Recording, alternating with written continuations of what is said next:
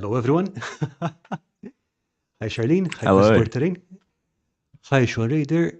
And hi, Danji Matron. Hope you're doing great. So, this fine young man with me today is Ryan from Brutal Cities. Well, first of all, Ryan, thank you for joining us. I know it's stupidly early where you're. It's my pleasure. Okay, so would you like to tell us a bit about yourself? And by the way, that's an awesome setup you've got behind you. Oh, thank you. Yeah. I've been working on some 15 mil terrain Ooh. recently, which is a bit different, a bit I guess less common. I guess 28 mil is probably the more popular thing generally. But my name's Ryan. I got into tabletop I think when I was about 12 or something via Games Workshop. I had some Crimson Fists, when I was a kid. Some people at school had them, and then got into fantasy, and then kind of via like just enjoying making terrain from cardboard, which I think I've kept some of my like very Okay. first ones just for nostalgia.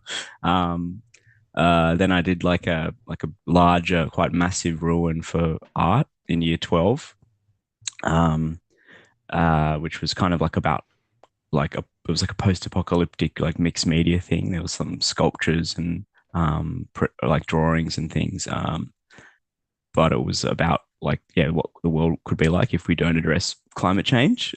All right. And but it was also just Warhammer terrain. So and it's pretty massive. And that was when I was making that, I thought, oh, I really enjoy this. I might yeah try architecture. Hi, Steve. Earthman Brick, glad you could join us. And he's saying, I had Crimson Fists. I heard you can get scream for that.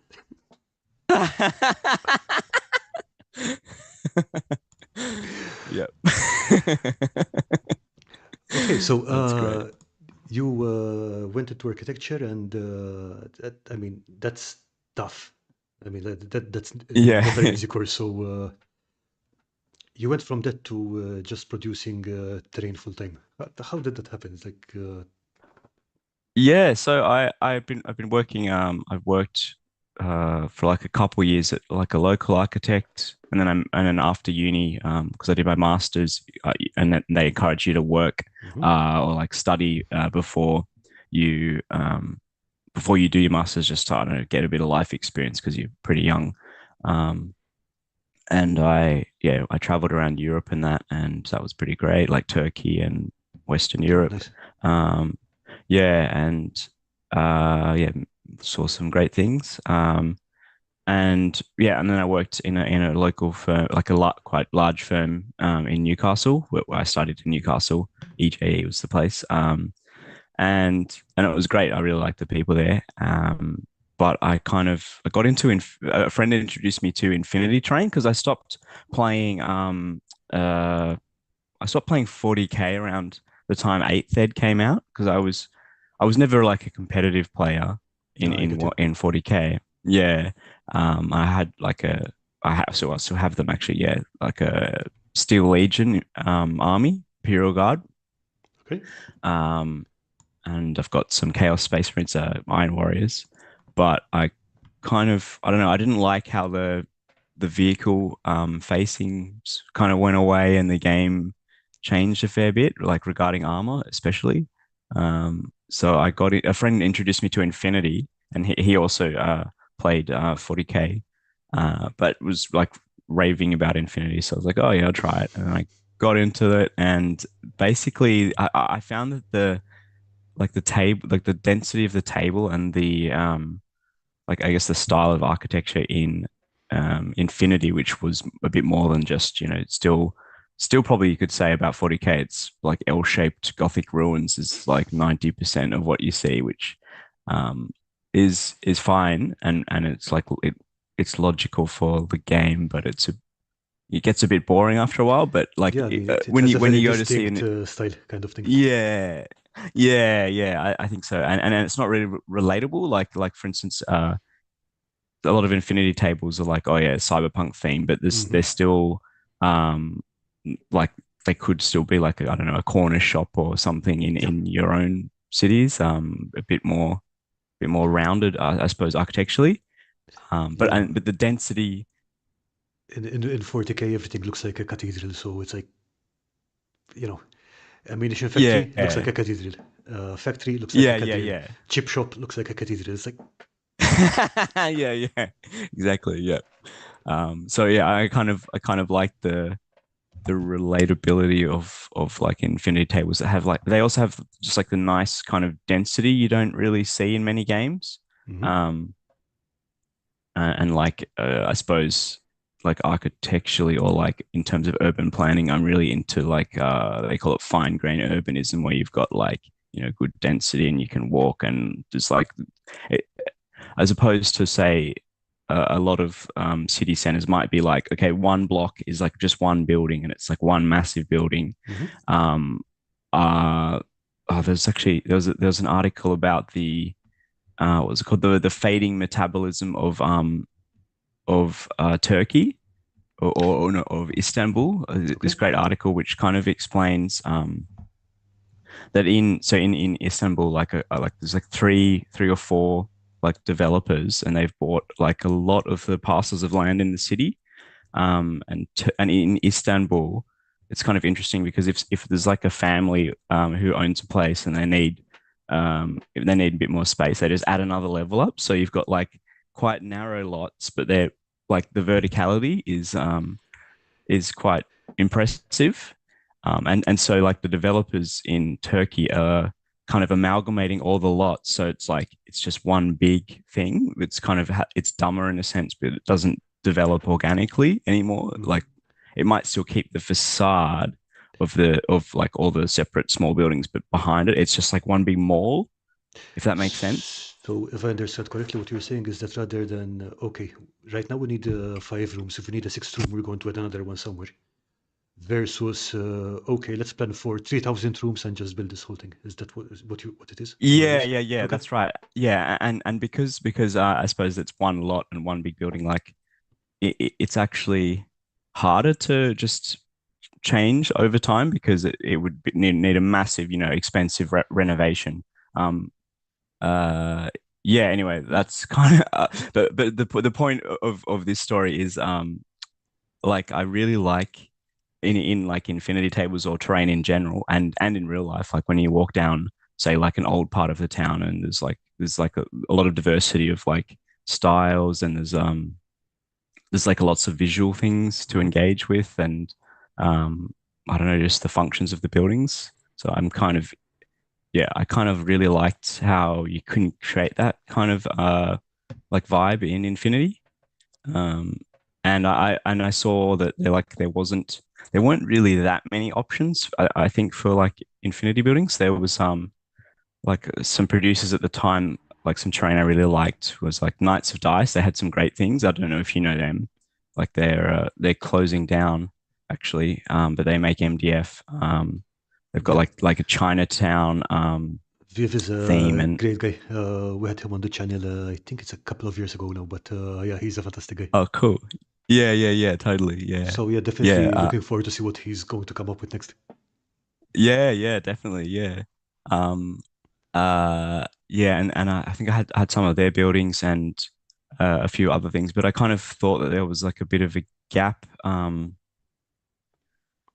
Uh, like yeah, I don't know. There wasn't really any brutalism, of course, Hmm. which is really what I'm interested in, like architecturally.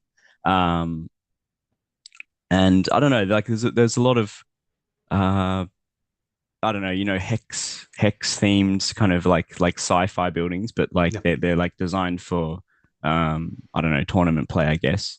But like that was kind of 90% of the terrain available, and I kind of think it's a bit boring, because it's just very tropey to me. Like I mean a lot of people really like it, which is fine, but I personally kind of think, oh, I'm not sure if like like yeah, sci-fi terrain or sci-fi architecture is all octagonal shapes, which like kind of looks, yeah, it has like it looks cool. It looks cool, but it's also impractical. Like, I think there's a level of how sci-fi you want it to be. For example, if you've got something like Star Wars or whatever, which is very science fictiony, then you want the octagonal buildings and the domes and stuff. For something like Infinity or Cyberpunk or whatever, which is it's closer to what we have here with more neon lights and weird stuff, and you do want something that's closer to home. So I totally yeah, get what we're going for. yeah. And like, I guess you could take the example of like I mean, it's a cool design, and I understand it, but the shipping containers, like the 40K ones Hmm. that are octagonal, it's kind of to me it's totally impractical because you're just wasting all the space like in Exactly. the Yes. in the corners. Yeah, I try to avoid designs that aren't logical where I can. Which makes total sense. Even Yep. a big fun. No, no, I said that makes total sense.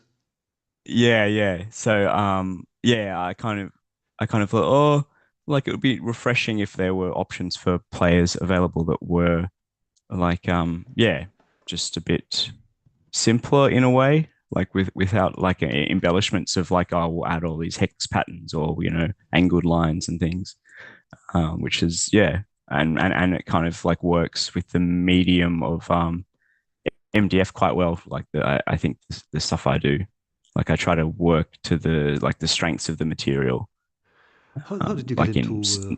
I'm sorry. How did you get into building MDF, making MDF terrain? It's like, is it something you used before? Is it something that you got into after you started? You decided to start producing your terrain. How did that work? all right, yeah. So I think my first exposure to laser cutting would have been at uni. Okay. But it was kind of like quite a controlled environment because like you have your models for your presentation, but it was kind of like, oh, you've got to book the time and you've got to you can only use this much time because if everyone wanted to use the lasers for their models, and you couldn't, I don't know, because I guess it's got a cost to it. So when you're a student, you're not able to just make whatever. Um, but I picked, yeah, that's a good question because like I suppose at the time like 3D printing was even proliferating a bit and becoming Hmm. more common.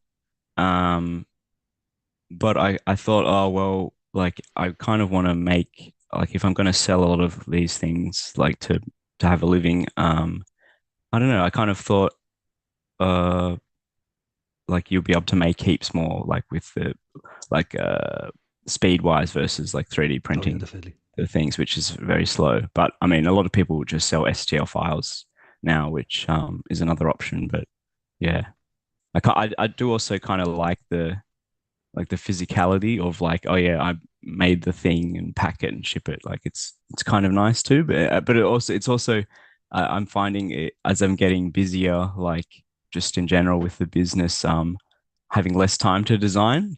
So like Oh, yeah. Yeah, it's like a double-edged sword.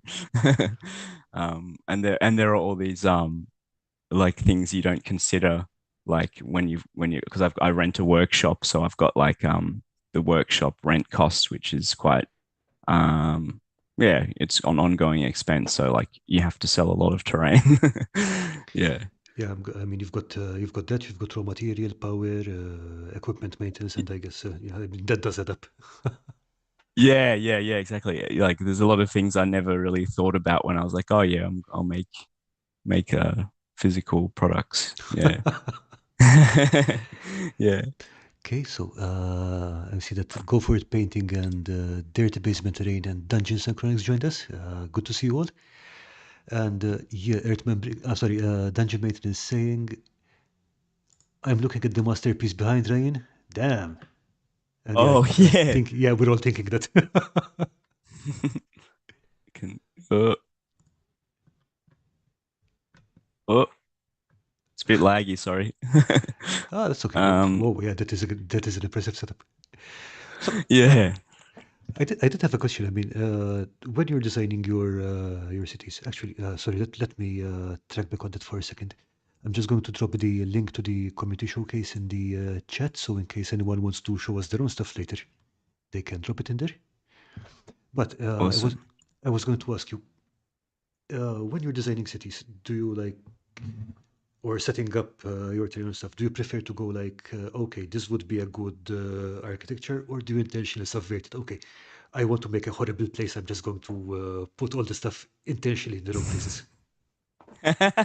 Um, like when I'm setting up like Hmm. a game table. So, Yeah, so you can take it.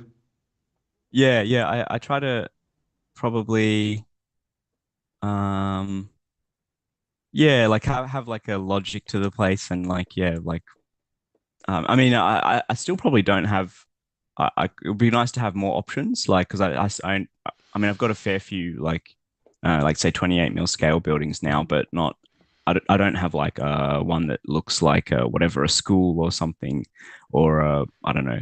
I suppose I got one that looks like a grocery shop, like the Easy Org shop, which could be a grocery shop, but I kind of just like to have a nice layout that also has that like bit of density, like I was talking about before. Hmm. Um, and of course, in Infinity, you need to be careful about placement of things because gameplay is very affected by that. um, yeah, yeah. I suppose mostly, yeah, I try to just make it dense and have the because I suppose my buildings are quite taller than most or like than a lot of other producers. Like 3 stories is quite common. Um, Okay, actually, you can bring up some and of the pictures you sent me so we can show people what you're talking about. oh yeah. That the what image 3449 is a Here we good go. example. Yeah, that's the back of it. But yeah, like that. I've got quite a few buildings of that height now. Um, yeah, that was I painted that for a gaming shop that's local. Okay, I see quite a lot of sponge work, which is always nice. It's like a Yeah, good cheap texture. yeah. I was I did a lot of stippling. I found it looks quite good at representing what was that galvanized steel. Okay, yeah. Yeah. Yeah, like I kind of stippled like dark gray and then like a silver and then I mixed some white into the whatever mithril silver old old paint. Yeah, I think it looks all right. I think this is the same building from different angles. Yeah,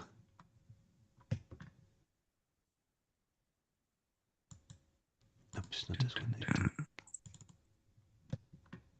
Ah, there we go. Same building in a different setting. Mm. Yeah, that's it. Yeah, that's this is the smaller version of yeah, an office building. I call it a Van Tan office. Um, Yeah, and I see what you meant about the verticality of it. yeah, and even the like the 1 story modules, which is that's kind of my sci-fi I suppose building, which is you got a bit of angle of the angles, This which one is with kind of the common. brown metal roof. Yeah. Yeah, that's I use this fantastic paint for that. I think I've got like an article on the website, but a local guy who does a lot of Horus Heresy Okay, builds and like some pretty cool stuff. He got me onto that. It's like a Dulux paint that's seriously, all right. it's like real rust. Yeah, So it's like a it's house got like paint kind of thing. yeah, that's All right. right, Yeah, house paint and nice. it's got metal pigments and you add like a catalyst and it starts to rust and you spray it Oh, a I few like. times. Yeah. So that brown Yeah. is actually rust. Yeah, that's rust. Yeah. Oh, funky. Yeah. Yeah, it's pretty fun. Yeah. There's a actually if you look up could you Google Corten steel? I was just So thinking about you'll exactly that thing. oh okay. Oh yeah, exactly. Yeah. That's what I was trying to do and it came across pretty well.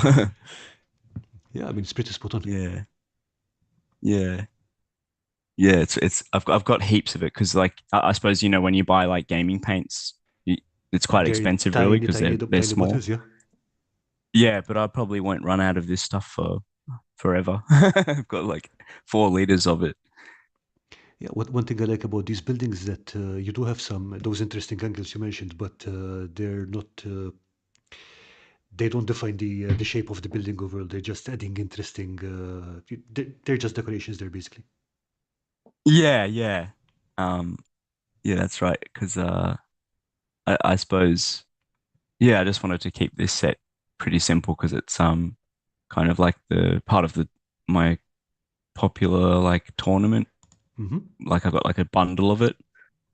Yeah, and you can place miniatures inside it, I guess, too. Okay. Um, What but I suppose a lot of people don't. what I'm also noticing is that the design really stacks up neatly. Yeah, yeah. So you can kind of create different combinations. Yeah, Yeah, I yeah. mean That that's was I think I did 2019. I think I designed that one. okay. And I see that you had some components there. For example, these vents on the side of this building here. Are those 3D printed or do you use Greeble or something like that? Yeah, that's laser cut too. Yeah. Oh, all right. Um, I've got some different sized ones too.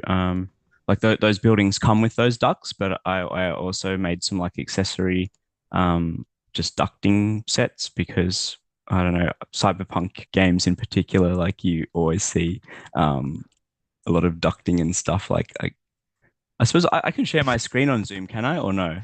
Yeah, yeah, you can. Okay, Wait, I I'll think I might just need to give you permission to that. Let me do just that. Hang on a second. Doing technical stuff here, pushing buttons. Yes, okay, there you there's a go. pic. Okay, cool. I'll share it. Go click Just switch share. over here. Share to this one, screen two. Yeah, that's it. Yeah, okay. Like this is I like There we to go. use Pinterest for inspirations.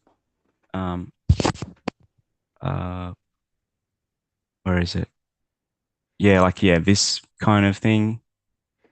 Okay. Yeah, love that. Yeah, looks very Japanese. Where's another example?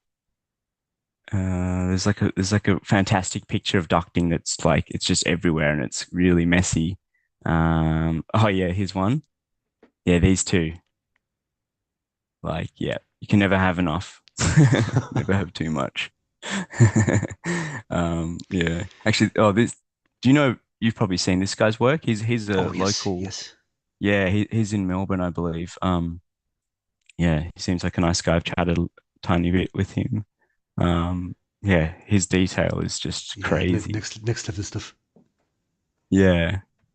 Um, what else? Yeah, lots of ducks. I think it's mostly because I do mostly fantasy terrain, but stuff like ducting isn't something I really think about. It's like it's probably something I should be Yeah. noticing more often because some of the things that can come out of that, again, if you're doing a modern or a sci-fi build, or it really adds a lot to it. It's not just Yeah, throw a couple absolutely. of pipes in there. Yeah, yeah. What would the fantasy equivalent be? I mean, you do get drain pipes on the outside, so there's that. So yeah, Mm. Yeah, because yeah, yeah, that's another thing true. that doesn't get shown more very often. In the meantime, let's see. There's Earthman Brick saying, having worked in the industrial manufacturing steel industry, you nailed that metal sheeting texture. I think it Oh, probably thank you. okay. And finally, another crafter that uses house paint for texturing. House paint, rustling ceiling. Ceiling. Yeah. Oh, sorry. No, craft use house paint. Yeah, yeah, yeah. I find there's only one thing I don't like about it. You kind of need to do like I think 3 coats, but I don't know. It's kind of like a bit viscous and doesn't apply as well as like miniature paints. But like it's fine. You just need to do like an extra coat, and it will work. And sealing, oh, sealing wise, yeah, I think I sealed it with what's that stuff? Vallejo polyurethane, I think. Although because like it will brush off on if you had a white shirt or something, it wouldn't be good if you were Yeah, like makes sense. rubbing it. I Yeah. mean, I usually just get polyurethane finishes from the hardware store. Yeah, that would Usually be it the works cheapest way. Yeah. pretty well. Yeah. Yeah, that's a good idea. Yeah. Can you do you airbrush? No, I don't actually have an airbrush. I never learned to airbrush. So I just get Uh, rattle cans of polyurethane varnish. I mean, okay, yeah. some of that stuff is used to seal exterior doors and so on. So it's not going to come off the miniatures. If it doesn't come off in the sun and the rain, it's not going to come off when you're playing with it.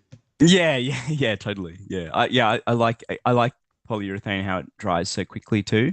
Um like when I painted these buildings, like particularly the two Vantan office ones at the back. Hmm. Um I I think I what did I do? I yeah, I because I did the oil wash on all of them really, but I did an oil wash and first I will whatever finish the paint like the underlying base color, and then I used like a spray. It's not just an acrylic spray, Hmm. gloss varnish, just to yeah protect it and to get some more of the capillary action. I suppose maybe probably a better picture.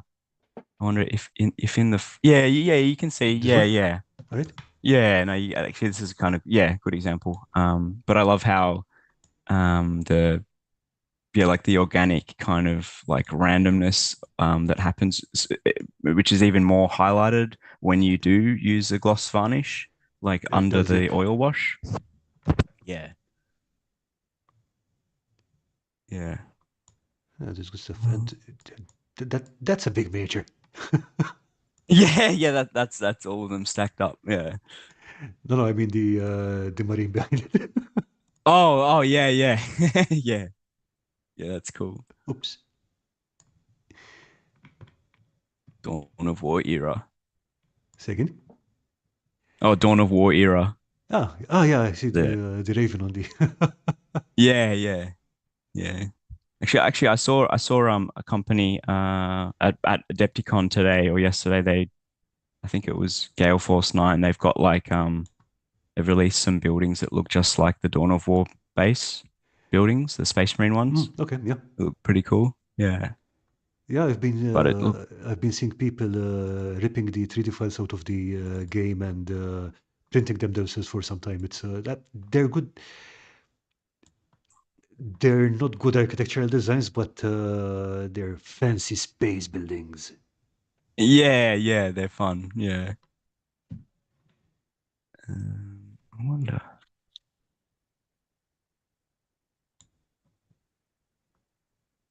Um just thinking.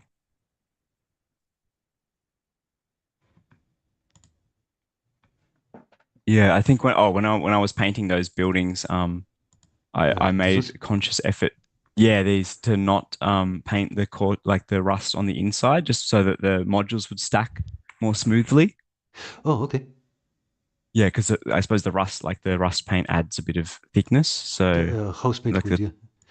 So you're talking yeah, about yes, these inside walls, yeah? yeah, Hmm. yeah, that's right. So the tolerance wouldn't be would able to slide the modules easily. Yeah, I think even if you're using thin acrylic paint, you need to sand them off very slightly so that Yeah, to offset the thickness of the paint kind of thing. But it becomes a nightmare. Just a little yeah, bit more than exactly. just a little.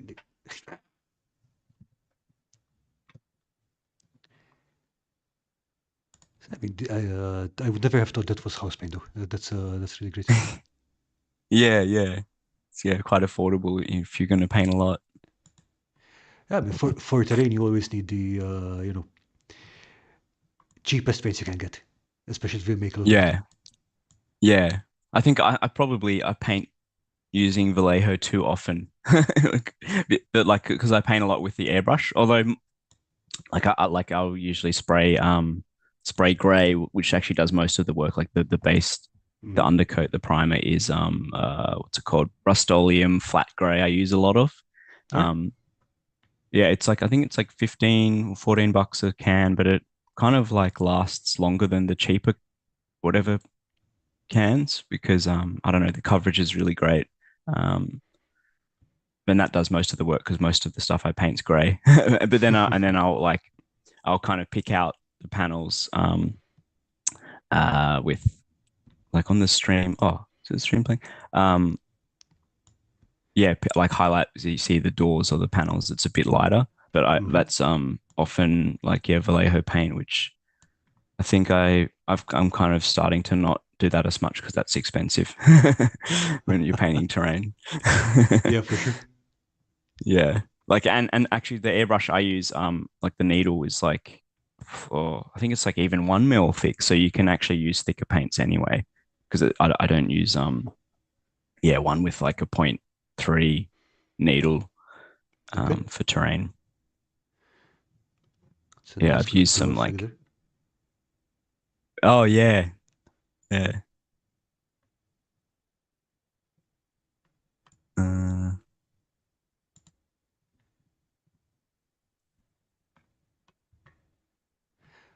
Okay, so let's see. I'm going to jump to a different folder. Let's see. Brutal Cities, Chaos Invasion. Let's see. Okay, and I think here we can see the terrain density that you were talking about, yeah? yeah, yeah, that's right. Yeah. Yeah, it's the same set and then some of the other buildings at the back. Um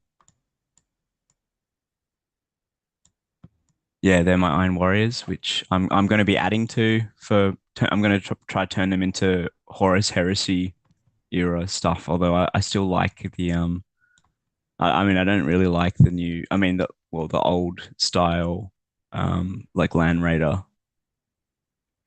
The old style or the is this, for example, is this the old style or the old Oh, style? I like this. I like this one, but not as much the whatever Proteus or the 30K version Oh, okay.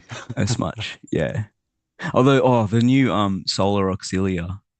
I think that they're some of the coolest designs I've seen for a while, like for any Imperial Guard stuff. I saw the new Cadians and I've got the old ones and I kind of like the old ones better. I don't know. The new ones kind of lose to me a bit of, I don't know. I like the chunky hands and stuff, like the heroic Okay. scale stuff. Yeah. I suppose they've made like the new Cadians much, I think a bit taller too. Yeah, possibly because Um, they've been fixing up the proportions on everything. Yeah, but to me that doesn't make sense because then if you're making them taller, then the Space Marines don't look as tall. Good point. Yeah. And And they're supposed to be like what, yeah, 8 feet, 9 feet tall? Yeah. yeah. Um,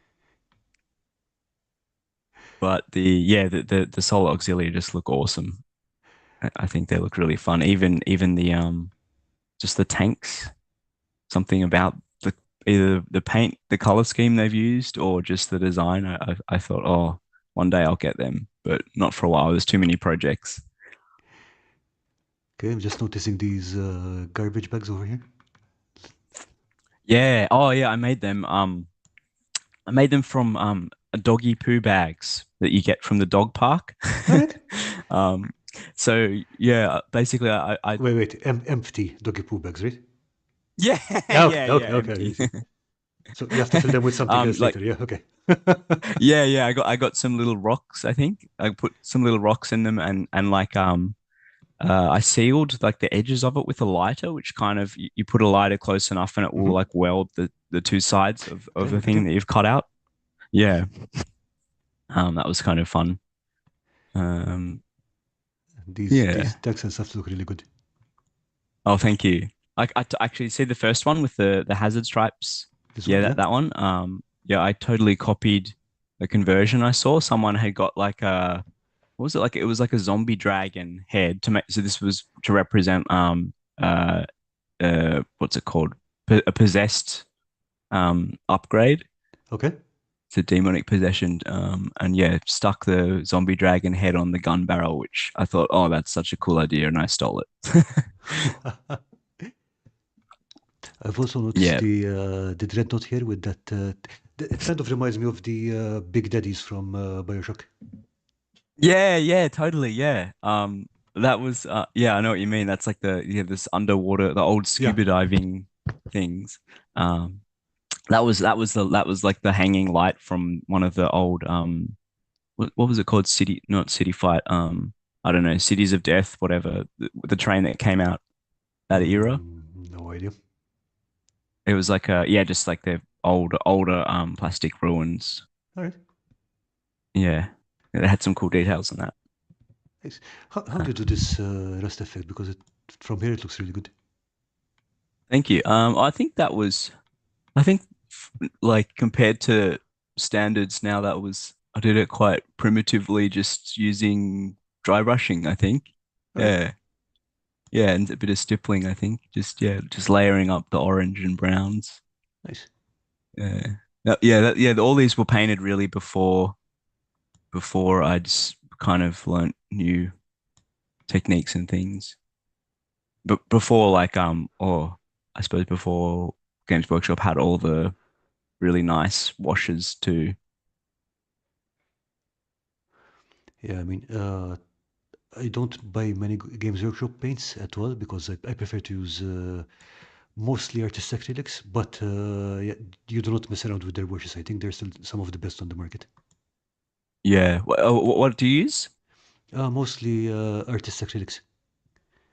You Oh, know, okay. this kind of thing. I keep forgetting the hat mask.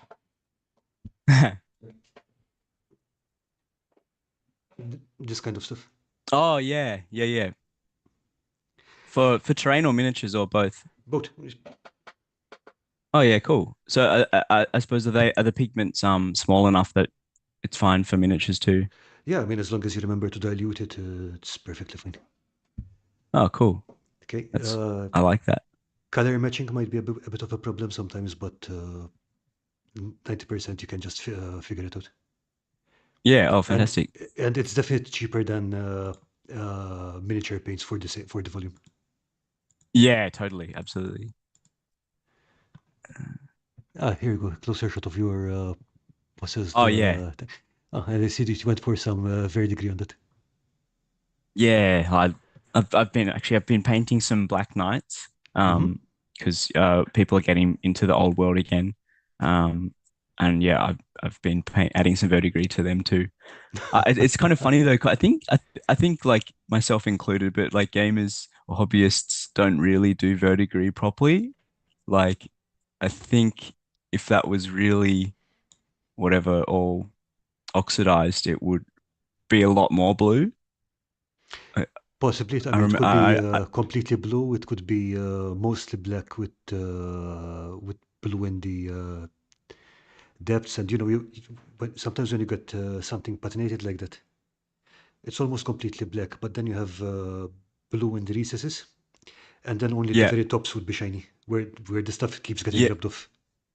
But yeah, I mean, this looks yeah. good. That's right. Yeah, yeah. But I think it's nice. I don't know. It looks nice. Yeah, making it look nice. Yeah, I mean, remember that Yeah. the point is to make things look good, not to make them look realistic. Yeah. That's right. Yeah, like it's funny. It's funny. Like I'm actually I want to design a. I'm going to design a game actually with someone who I met online who's Oh, okay. currently at Adepticon. Yeah, doing oh actually maybe a good time to show now. The Grave Trigger. Did I Sure, give okay, you that coming up. folder? Let me check, but I believe you did. One sec. Hang on in there. Let me just go through the stuff.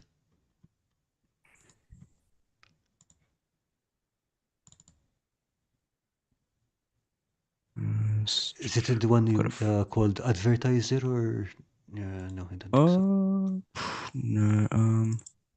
I can I can drop you some. Yeah, definitely. Just throw them in the same shared folder. Yeah. Okay. I'll put it in. But yeah. Anyway, I want to design a game, but um. I suppose when you're thinking, yeah, like I suppose it's always a decision, oh, how much am I going to abstract something? Like, do you need to be really anal about, oh, that's the most real way of doing something, or is it good enough as a because we're just playing a game and it doesn't need to take all day. Although some people probably want it to. Yeah, it depends. I mean, like the trend generally has been abstracting more. There are some cases where it makes sense to have less abstraction, but oh, this is fun. Let me just bring that on. There we go. Yeah, so these are some of the great. Yeah, it's going to be on Kickstarter soon. He sent me some of these to paint up, which was nice. So I was like, oh yeah, I'll get some nice pictures for your promo stuff. But that's yeah, one of the monsters. Um, so I'm actually this coming week I'm doing a. He's commissioned me to do so, like card terrain for that game, which will be quite a bit different. Like it'll be made of like 2 mil what is it, gray board. Hmm. Um I think I know the people in the US call it chipboard or stuff like that, but it's basically compressed paper, yeah? yeah, like a, yeah, that's right. Like a dense card. Yeah. Um and yes, that's I'm trying to do something that's like a bit I'm a bit different. Like I suppose in generally when I'm designing things, I try to like I don't know, bring new ideas where I can. Like actually I saw the Halo game has some cardboard terrain too. Hmm. And it looks cool, but it also I don't know, it looks a bit generic, I think. I mean the setting of Grave Trigger is yeah, like post-apocalyptic people have been like using these armor suit things to protect Like them to this guy here. go. Yeah, yeah. So that I think that like these were kind of like the lore is they are like yeah bio armor things, but the armor actually kind of went out of control and like became sentient and like possessed them effectively. Okay. So inside that there's the human who's like trapped and tortured basically. Ouch. Okay. Something like that. Yeah, so all of these things yeah, and the game looks I haven't played it yet, but it looks cool. It's like the more damage you get, kind of the more effects and stronger attacks you can have, and like it kind of unlocks abilities. I suppose Oh, that's like okay. the pain through what is it? Pain through pleasure, the Dark Elder kind of I mean, vibe. it does make it does make an interesting strategic problem because you have to get that sweet spot between damaged enough to do interesting stuff, but not so damaged that you're just going to fall to pieces the second you get into contact. Yeah, totally. That's right. Yeah, yeah. I think that's a nice dynamic. So, Um, from a terrain designer's perspective, how different is it working with cards rather than MDF?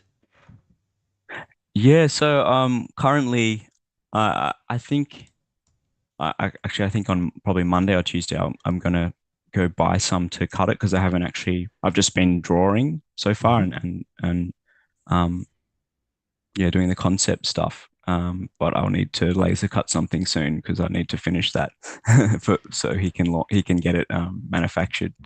But I think I was talking with him and you know how the often you see the card terrain like it's kind of slots together like Corvus Belly. Hmm. Yep. They've done some great stuff for Infinity, which looks pretty awesome. Um, and yeah, I kind of want to have I'll have some of those junctions so it will be easy to make. But I kind of think, oh, I don't really want it all to be like that because you're kind of limited with some I don't know functions and design. Um, like aesthetically if the joints are all like that. So like maybe Hmm. people can just, I mean, everyone has PVA glue, and they got to glue the miniatures anyway. So it's like, oh yeah, like I'm not opposed to you can glue some parts together. But yeah, I mean, I haven't finished that yet, so I'll get back. I'll message you when I've done it to answer better. So, but that does make sense. But it's interesting that you're already looking for, properties of the material you can use to do different stuff, which is, it's a good thing to be thinking about. Yeah, yeah, and I suppose mostly I use 3 mil MDF, and that's quite like it's pretty good. It's pretty strong for like having large objects like Hmm. a lot of my terrain. So I kind of wonder how much I'll need to like add internal structure if I'm going to have like say a similarly big like large structure. Oh, okay, yeah, that's a Um, good point. yeah, I could probably wonder if I got a picture I could share. Okay, one thing I want to tell you about, I really like the lighting in this photo. The way that it goes through that tower is, mwah. Oh, thank you. Yeah, I had a smoke machine that had added a bit of yeah particles in the air, which always Nice. makes for a nice effect. But thanks. Yeah. It's funny. I was talking. I met some photographer like last night at a party. Okay. Um, and I was just saying how like oh like my camera is pretty crap really. It's just like a small um it's not a DSLR. It's like a compact one, Mm-hmm. but you know it has enough settings. Like you've got the aperture and you can put the manual stuff on. Um, but yeah, I really enjoy. I've kind of really enjoyed learning yeah photography stuff, even though I'm don't really know it well, but Yeah, I mean, I if you just knew kind it, of do. if you knew it well, you wouldn't need to learn it, would you? Yeah, well, yeah, yeah, that's a good point. Okay, Yeah, so Earthman Brick is saying 3 millimeter MDF is much better than 2 millimeter. Always worry that 2 millimeter will snap when you take it out of the sprue. yeah, I suppose yeah, 3 mils certainly more robust. Yeah, I've been using was it 1.9 mil stuff for some of Mm-hmm. the like actually in the folder you could show uh for some of the 6 to 15 mil stuff. Um, Here we go. yeah, This one. that there, yeah, yeah. So that's yeah 1.9 mil. Um, but yeah I'm trying I'm careful like when I'm designing the profiles like of the columns for instance. I The didn't want to make them columns on too the thin. back here. Oh, so, oh, the building at the front. Okay, these. Yeah, Okay, I see them. yeah, yeah. Yeah. I'm kind of wary of. Actually, probably I could say like all my designs, I don't make things that I think will break. Um, because I've seen a lot of like MDF whatever like laser cut designers make like a lot of like fine railings um or Oh yeah, elements yeah. on their build elements of their buildings that you think oh yeah that's just gonna that will break like I know because I've seen club terrain. So I basically don't do any of that because I don't want I want people to have good value for their terrain. Actually, oh this one's 1.8 mil or 1.9 mil as well. Yeah, I was This wondering because that bit behind the plastic looks really fine. yeah yeah. So actually with these with these designs to prevent things breaking, I mean having that horizontal element actually does add strength in the corner. Yeah, This one, because you mean this one here yeah or this one here? yeah that one yeah yeah the top part yeah Oh, that okay, part yeah okay. like there is actually a function of those things because I kind of thought oh if I don't have that like those window kind of holes like they could be a bit vulnerable although they're also reinforced by the plastic. Okay. Yeah, which I think yeah, I want to work with this material more like because I'm trying to yeah, do terrain that's not really available. Like you don't really see much translucency or like Yeah, see through plastics and things. and Um I like these because they look they could be used for modern games as well. I mean, it's not a million miles off from what you would see in the street today.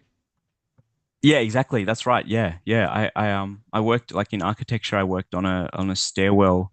Like oh there was like a renovation for an office and we Mm-hmm. used this material or which was called what was it called Dampalon, which is it's like a polycarbonate cladding, Mm-hmm. and yeah, and that's basically what I'm trying to copy with this terrain here, like that kind of aesthetic. So yeah, yeah, it could be like a modern uni campus or whatever, a corporate office or a lab or something. Okay, we have a question from Earthman Brick asking, have you ever worked with acrylic plastic? Mm. Yeah, absolutely. Yeah, acrylic's great. It cuts well. Actually, I've got something. Can you see this?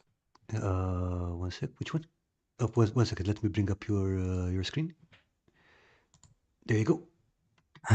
Whoa. I've just been cutting some like templates, and here's a like a charge token for like the Nice. old world. Okay. Yeah, because I suppose it's still like it's like Six Ed where you're like, oh Hmm. yeah, I've got to Declare the declare all charges the and yeah. charges. Yeah. And it's kind it's actually weirdly to me like it's really fun to use because it kind of like makes the charge more visual when you're like, yeah, Charge. yeah, hey, we're going for it. Yeah. And I made yeah, I don't really do that much like tokens compared to other laser cutting businesses, but um I don't know if you can see that, We but see you. that's for Oh, for line of sight. yeah, yeah. Yeah, and I found this is like a some old like ooh, I'll go up. High up. Yeah, old medieval like woodcut Yeah. that I found because it's I guess that's public domain and like this dragon. Actually, I did these ages ago, but I never released them until well, still haven't released them actually. Oh, yeah. What does it say on that behind the Oh, dragon? oh, that one says, "May destruction end thy wretched foes." Yeah, trying to make it fun when you burn the enemy. It's always fun when you burn the enemy. You know, I just Yeah, can make it, yeah. but what you're doing there is adding insult to injury, which I love. Hmm. Yeah.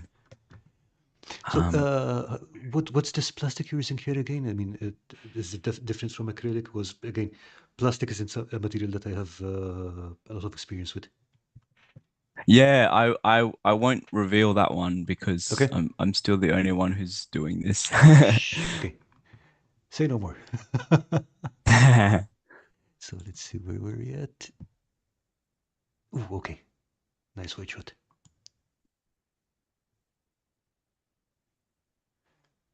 Yeah, that was a fun yeah, fun scene to do. But yeah, I like the so the miniatures I don't know, I thought they were quite unique designs. Like because you see often you see in miniatures, I guess, like lots of similar tropes and things, and so Yes. Yes. occasionally when you see a designer who's like doing something really different, like I don't know, I just really appreciate that. There's a French company, oh no, not French, sorry, Belgium, um, doing. Have you heard of what's it called? Indie war game or Warbound. He's making like a hex I based have game. not. Okay. Oh, the designs for that are really cool. They're kind of like post-apocalyptic, but all the concept designs are really unique, and they'll kind of work well if you play Necromunda too. Okay. Um, I've got a few of his sculpts, but I would like to get some more. Yeah. Oh, Yeah. this so that ruin. This one with Oh, the. sorry. Yeah, that was yeah, that's another quite tall one, and I made it tall enough so that you can get your hands in there, and narrow enough so that you can get miniatures in, but you're not stacking like levels, which you do with a lot of terrain. Um, This whole wall is one part, for example. yeah, that's right. Okay. that's one part there. Yeah, and I suppose also the building on the left, that ruin, that tall ruin. That's the ruin version of the building you saw on the other pictures, the Vantan office building, which Oh, okay. they're kind of like yeah, that's so that they I call them like the easy access range, where instead of stacking all these levels, like when you if you're playing like Infinity or something, it's a bit annoying during gameplay, but you can just get literally lift this the whole side wall comes off, and you can easily get access and I see. line of sight through that. Yeah, and but that one's even easy to get into because it's clearly a ruin. Yeah, I mean, apart from ruins, I haven't gotten the hang of making playable interiors yet. But yeah, I mean, removing a wall sounds like a good way to do it. But what I was really liking about this shot is that you can sorry, trace a path across the field. It's like this would be a great table to play on. Yeah, yeah, it'll be fun. And Um, this. Speaking of sculpts, oh, this looks. yeah, that one looks like fleshy cape kind of thing, but also like a flower. Yeah, that's cool.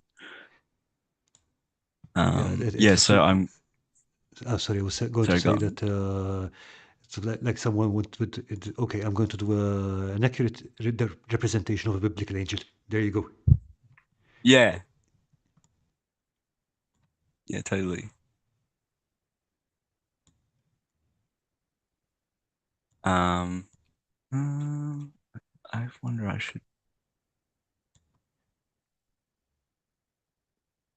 Yeah, that's a gas canister thing. This one, yeah. Yeah, yes. Like there's nitrous oxide or whatever, like for whipped cream charges. I Okay. found like heaps of them like in the bush, like gone on a bushwalk. So Seriously, all right. um yeah, like because people like inhale them. Um so this is a good way to recycle those. So the terrain like doesn't come with the bulbs, like the steel things, but you that the standard size will slot into that. Okay. Um which is I guess it brings some different shapes because MDF is pretty plainer. Boxy kind of thing, yeah. Yeah, exactly. Yeah. Over Yeah. this. Okay. Armored wood again. Oh, that fleshy stuff coming Yeah. in, that's super creepy. I like this. Yeah. It isn't it? This guy reminds me of. Have you seen Westworld? Like the what is it, HBO or whatever it is? HBO, I think. Yeah, I watched the first season. I don't think I followed up on it after that. But for some reason, it's reminding me of Berserk. Oh yeah. Kentaro Miura's Berserk. Oh, okay. I don't know those designs well, but yeah. I think he likes the designer likes anime, so probably was influenced by that. Yeah, scary monster, lots of armor, hidden eyes. Yep, definitely. I think the influence is there. Yeah. Yeah, that I really like this one. That was fun to paint. This little guy reminds me of. Do you remember the Ghostbusters movie from the 80s? Yeah. Those big monster demon dog thingies kind of look like this, just not visually, but the bulk of them feels very similar. Yeah, okay. Oh yeah, yeah. I just googled it now. Yeah, yeah, I see what you mean. Yeah. Oh, they were like the gargoyle things, were they? Yeah, something like that. Oh, Yeah. I also noticed realized that this thing has hands. Yeah, yeah, yeah, yeah. Ooh, okay, Makes okay. it a bit nice and creepy. Yeah, no kidding. Yeah, yeah. And he's hanging out on the that's my maintenance platform, which is just a way to get more miniatures onto a building, I guess, or like more access points and things. More surface area kind of Uh, thing. Yeah?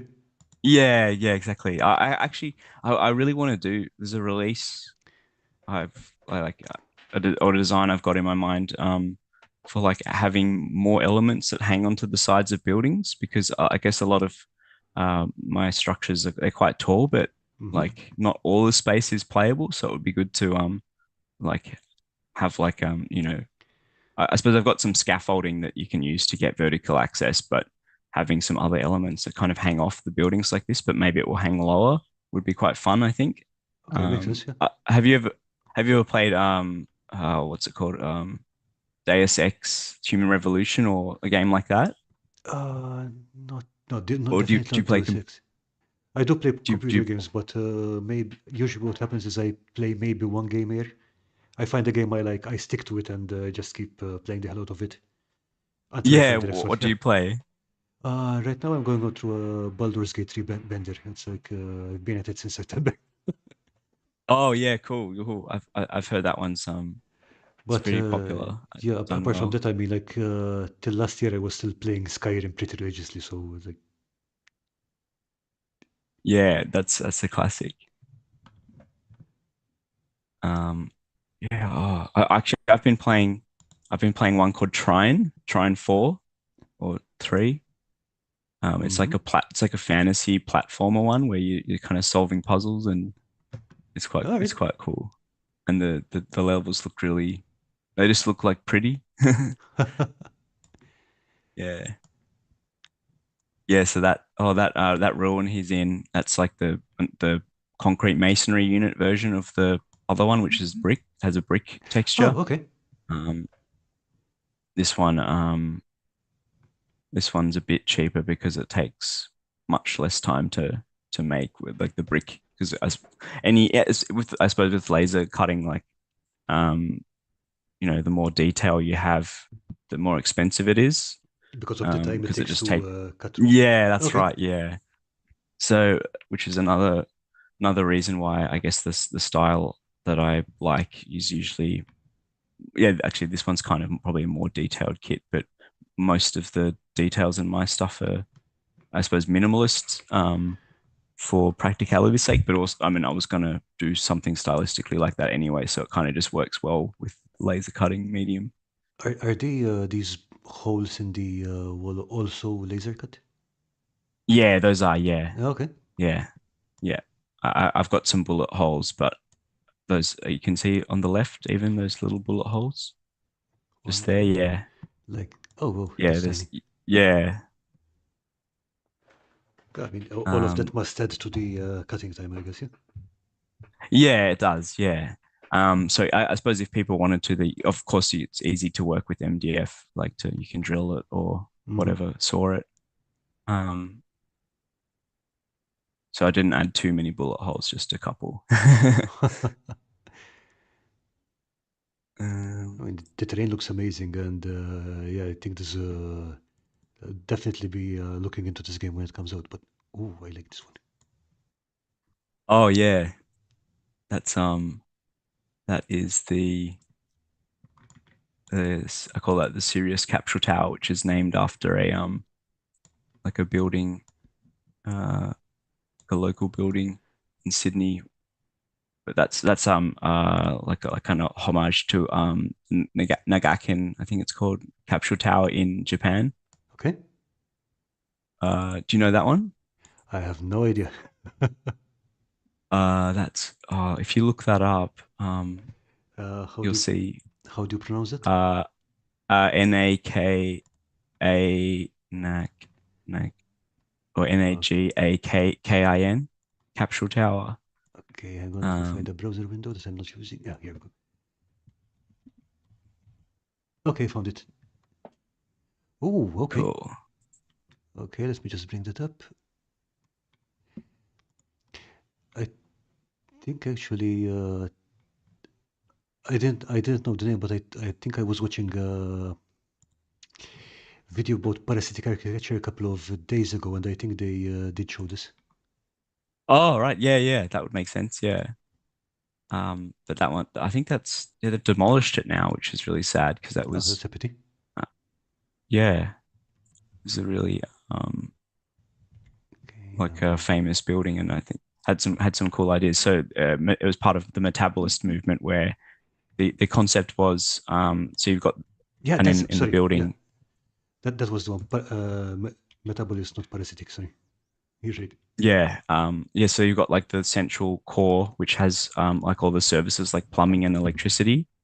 Um, and then they plug the capsules onto that. So the idea was if they needed more accommodation, they could just stack more modules on top Mm-hmm. and add on to it. But it didn't really work practical in like a practical sense, which the cool thing about I suppose like tabletop worlds, like you can get like things like that to work. Not in my example either, in that specific example, but I've also I've got like some shipping container size modules, like almost exactly the same as these that you can stack together, Mm-hmm. um, and you can create like Are they different the shapes ones? with them, Are they and those the ones with the red doors that you showed earlier? yeah, I think it was on that grave trigger photo. Um, Not this one. One second. Let's it's in see. the bottom left. Yeah, bottom left has it.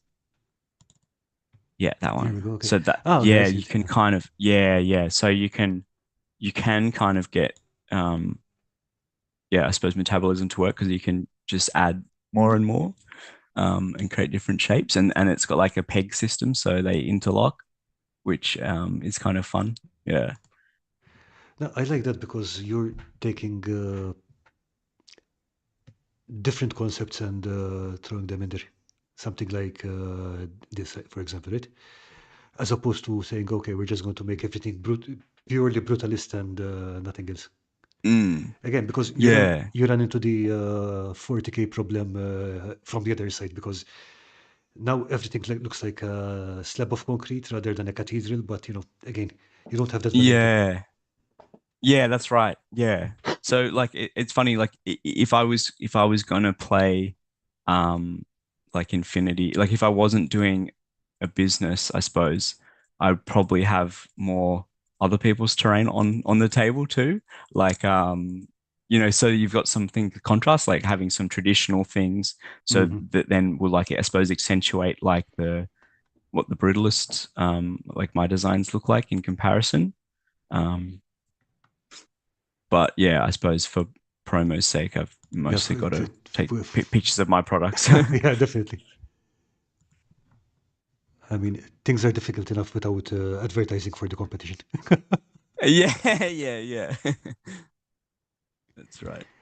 Okay, so let's see. Uh, I think we've got some more shots of your capsule tower here.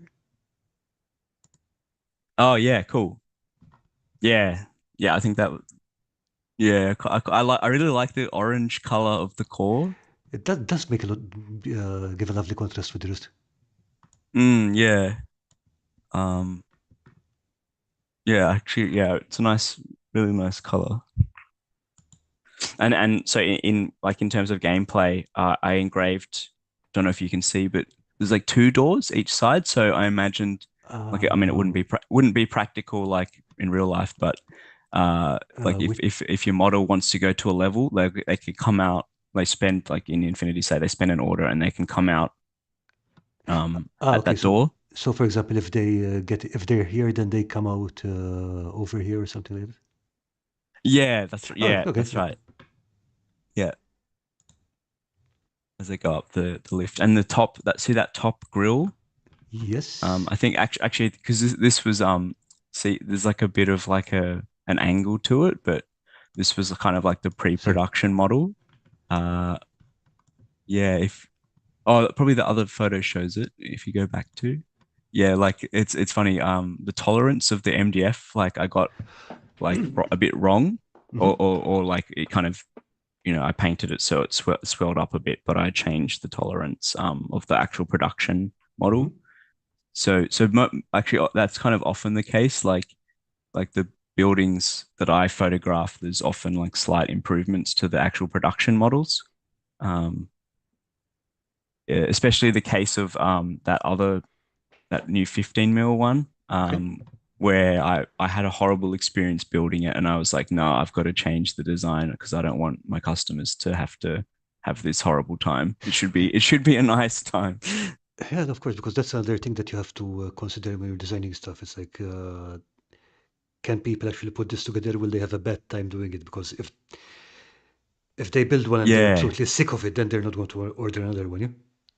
Yeah, that's totally that's very true. Yeah. So I try to like generally I think actually you could probably say that of this capsule tower, the Sirius capsule tower, the it's probably the most complex Hmm. or well, it's probably one of the more fiddly kits and it takes quite a while to cut because there's a lot of surface area.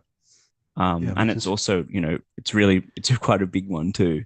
But I think it's really fun and works well for like yeah, cyberpunk games especially. Um,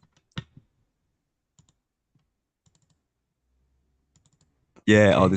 this one's Cabbage palms. yeah, oh the oils. Oh, Oh, so those are yeah, oil washes. that's this is like the best example of why oil washes are the best. Nice. Just adds so much interest to the um yeah, to the model. Yeah. Yeah, and it's really cheap and quick to do. I suppose the only downside is that you need to just be wary of the solvents, because if I suppose if you were inhaling it, every day, it wouldn't be good for your health. But Probably, but most things aren't. Let's put it that way. yeah, well, that's right. Yeah, I suppose everything in moderation, and you should be all right. Yeah, yeah. This one's really simple, but Oh, is the air conditioning unit MDF as well? yeah, that's Jeez, MDF. all right. Yeah, yeah. So I've got some quite yeah. The laser's awesome. Like how you can like I engrave like little screws and things, um, and it yeah has it keeps the detail. Nice. Yeah. So I think this picture was just to show people that oh yeah, this is just the extra level. It's not that was not for the whole I get building. you. All right. Yeah. Oh, actually, this Oops. picture, that picture, sorry, so see the white parts, yeah, there near your mouse. Uh huh. Uh, oh, actually, sorry, if you go up a tiny bit, see the what's it called, the tab thing that's on the um, I should know what it's called, but like the hole on the balustrade, yeah, yeah, yeah. Okay. So Yeah. so I use some white oil paints to imitate efflorescence. Oh Like crap! you'll All right. see, yeah, efflorescence. It's like the minerals and the salts Mm-hmm. coming out of the building materials of the render or whatever, or the cement. So Yeah. usually when it's in exposed to, oh, you're in Malta, so you'll probably be everywhere. Yes. Yes, it is. Because the sea breeze and whatever, yeah, any salt getting onto it will Yes. There's that yeah. heat and high humidity, so yeah, it does get everywhere. Yeah, yeah, yeah. So that's why I think white oil paint's another good thing to do weathering. Yeah. Actually, in Australia, like a lot of I mean, in Sydney, a lot of the new apartments have it. Whereas I think I feel like it just generally in like like older construction is just better quality Oh yeah. generally. No argument there.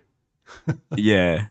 Yeah, so you see like a new apartment that's like, 1 year old and it has this efflorescence, which I think is a shame.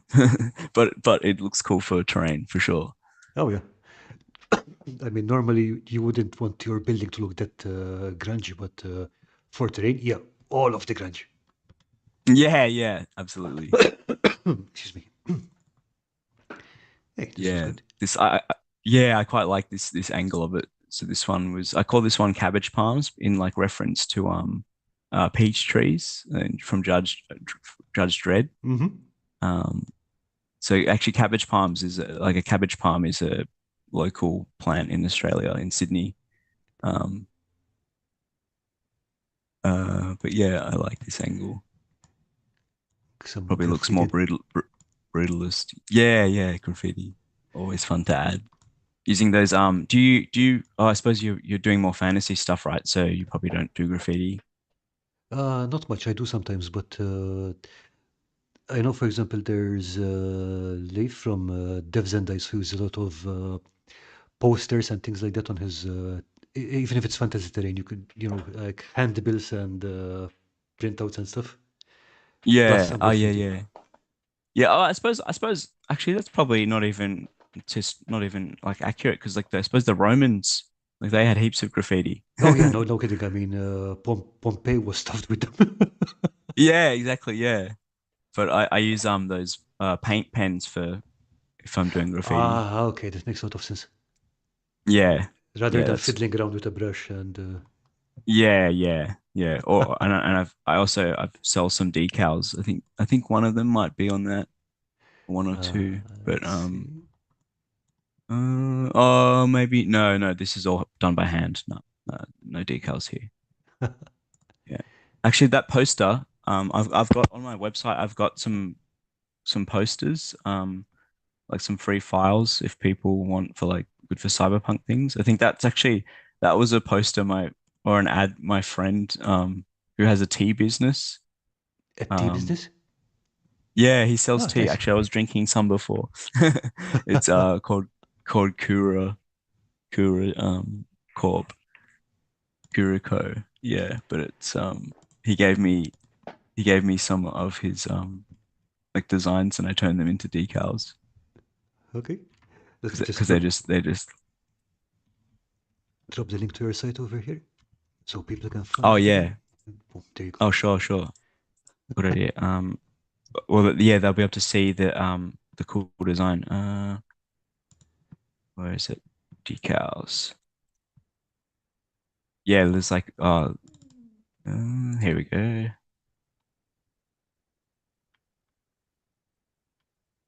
Calling stuff. I'll put it in the chat. This one.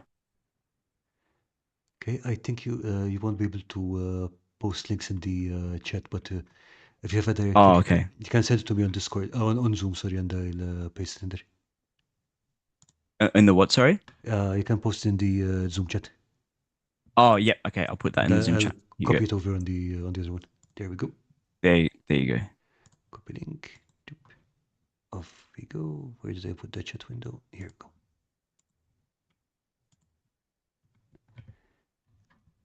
There we go.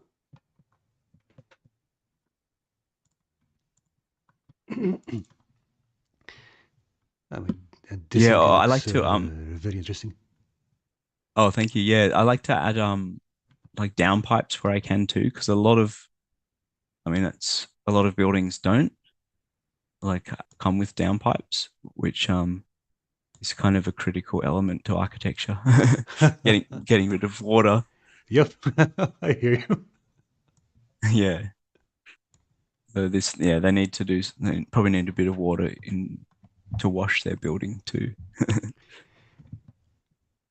So, question. I usually ask this of historians because, hey, as a historian, do you ever have a problem watching something and you're like, no, they're doing it wrong? As an architect, do you ever have that problem? Of where people washing something wrong.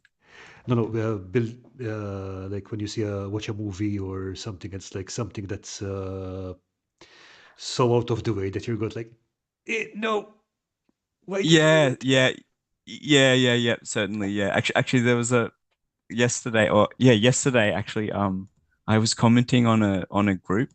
Mm-hmm. Someone posted like a really cool picture of like their 6 mil terrain city. Um, but it reminded me of like an article I wanted to write, like a blog post, like just for education perspective. Like they had a lot of buildings that had small like masonry uh style like windows, like meaning like brick construction before I suppose steel and concrete was a common thing. Like windows were Mm-hmm. small just because the lintels were made of stone So um you had to have or that block of stone keeping it up, and yeah. yeah. And so they had like a sci-fi table, which was cool. It was it looked like it was like Blots and I don't know some other companies, terrain companies. But all their buildings kind of were like really whatever late 1800s or early 1900s skyscrapers. Okay. And I just commented or like that's cool, but you need to get my ones too. So just to break it up a bit. Yeah, I don't know. I don't like to be salesy on groups too much because it's just a group. And it was a good table, but like from an architectural perspective, like I was like, oh, it's not really sci-fi if it's all like it's actually really ancient buildings, even for today's standards, which is why like actually I'll drop into the chat one you can share maybe. Okay, Okay. dropped in drop up. Well, actually, no, it's already in there. Actually, if you could bring up a picture, I'll show you what I mean. Of Lead from here the yeah, the other folder, coming up. the yeah, scroll down the bottom, I think. This Yeah, one, that the one there. Yeah. So this one, oh boy. yeah. So this is like I kind of wanted to bring modern glazing into. this whatever 6 mil range. So I showed him a similar picture like with these buildings, and he commented, "Oh, that's that looks nice, but it's like much too big for it's like it's not 6 mil scale." And I'm like, "No, it definitely is 6 mil scale. Like it's actually a building in Sydney. Like it's absolutely like 6 mil scale." Um, H- and How how yeah, how large is this model? Because I know the Imperial Knights are chunky boys. So yeah. So that's I think what is it? It's I think it's like more than a meter when you've got all three levels on top of each other. oh whoa okay. I think yeah, it's quite big, but I made this one because I was kind of interested in the scale of like people's perception of it's like 6 mil terrain or how big buildings are. Hmm. I kind of thought it would be a nice exercise to be like, okay, this is actually like what a modern skyscraper is. And if anything, it's like because Legions Imperialis is what 8 mil, so it's Yeah. actually if it was 8 mil, it would be even bigger. Yeah. Yeah, But that's an interesting point actually, because I think we've got a kind of a skewed perception, especially with tabletop or gaming, because mm, model buildings tend to be a lot smaller to scale. that's right. Yeah, and I suppose like there's a practical reason for that, like for storage Yeah. and you don't want the whole table covered in buildings. But I think it is nice to have something that's actually a bit more realistic to scale, which is why I'm really interested in doing some more of this yeah 6 mil scale stuff. But I also I think one of the great things about these is like the detail is I've made the detail a bit loose enough so that you can use it for like 10 mil, like up to 15 mil. So the balustrade on the podium level or where the space marines are standing, like that works with that scale, but I made it a bit taller than it would have been in real life. So if you've got like say 15 mil like Team Yankee Hmm. miniatures, it still looks okay. And because the podium level of this building in real life, I think that's like three levels, like the ground floor. So Okay, checks so out. Yeah. there's like yeah, where your mouse is, it's like two or three levels there, which means that for 15 mil it looks like one level, but like it's actually like much higher for 6 mil. Um, yeah, because I kind of was thinking if I can make it work with more scales, like people will get more value from the product because they can use if they play different games. Like it's Yeah, I pretty mean, and at the scale you've got like, flexible. I think it can do six. If it can do from 6 to 15, then you've also got 8 millimeters and 10 millimeters in there. Mm, So that's a whole lot of scales you can yeah. work with. Yeah, and what's that new Epic Warpath, whatever that I think that's 12 mil, which is like a weird scale, but Uh, it would 12, work with that too. 12 mil is pretty unusual, yeah. But I mean, Yeah, it seems yeah, I don't know why they went with 12 mil. possibly probably There to sell must be more a good miniatures. reason. Yeah, yeah, totally. Oh, actually, speaking of scales, so that that one in the front, the Gothic one, that's the old Games Workshop. It's like the third Ed 40K ruin, which I think is such a cool kit. So that's a Um, 28 millimeter rune. yeah, so that's 28 Okay. mil scale, but it actually it works better for 6 mil because like if this was 28 mil, the arches would be like little tiny baby arches, and it's like I don't know Yeah, I if mean, if it's a cathedral or something, it should again, yeah. be. Going back to the Gothic chip shop. Yeah. But yeah, I love those old ruins. They're really cool. Did you put some kind of plastic in here, or is it trick of the light? I think it must just be the photo. Yeah, that's just air. All right. Yeah. So, I mean, And yeah, go sorry, on. go on. No, no, no, go on. Oh, yeah, I think the you can see like the 6 mil windows on the small buildings to Like the that. right. Yeah, that one. Yeah, so I suppose it's also good to have like smaller buildings too, which gives you a sense of scale of like the towers. Yeah, for sure. Yeah.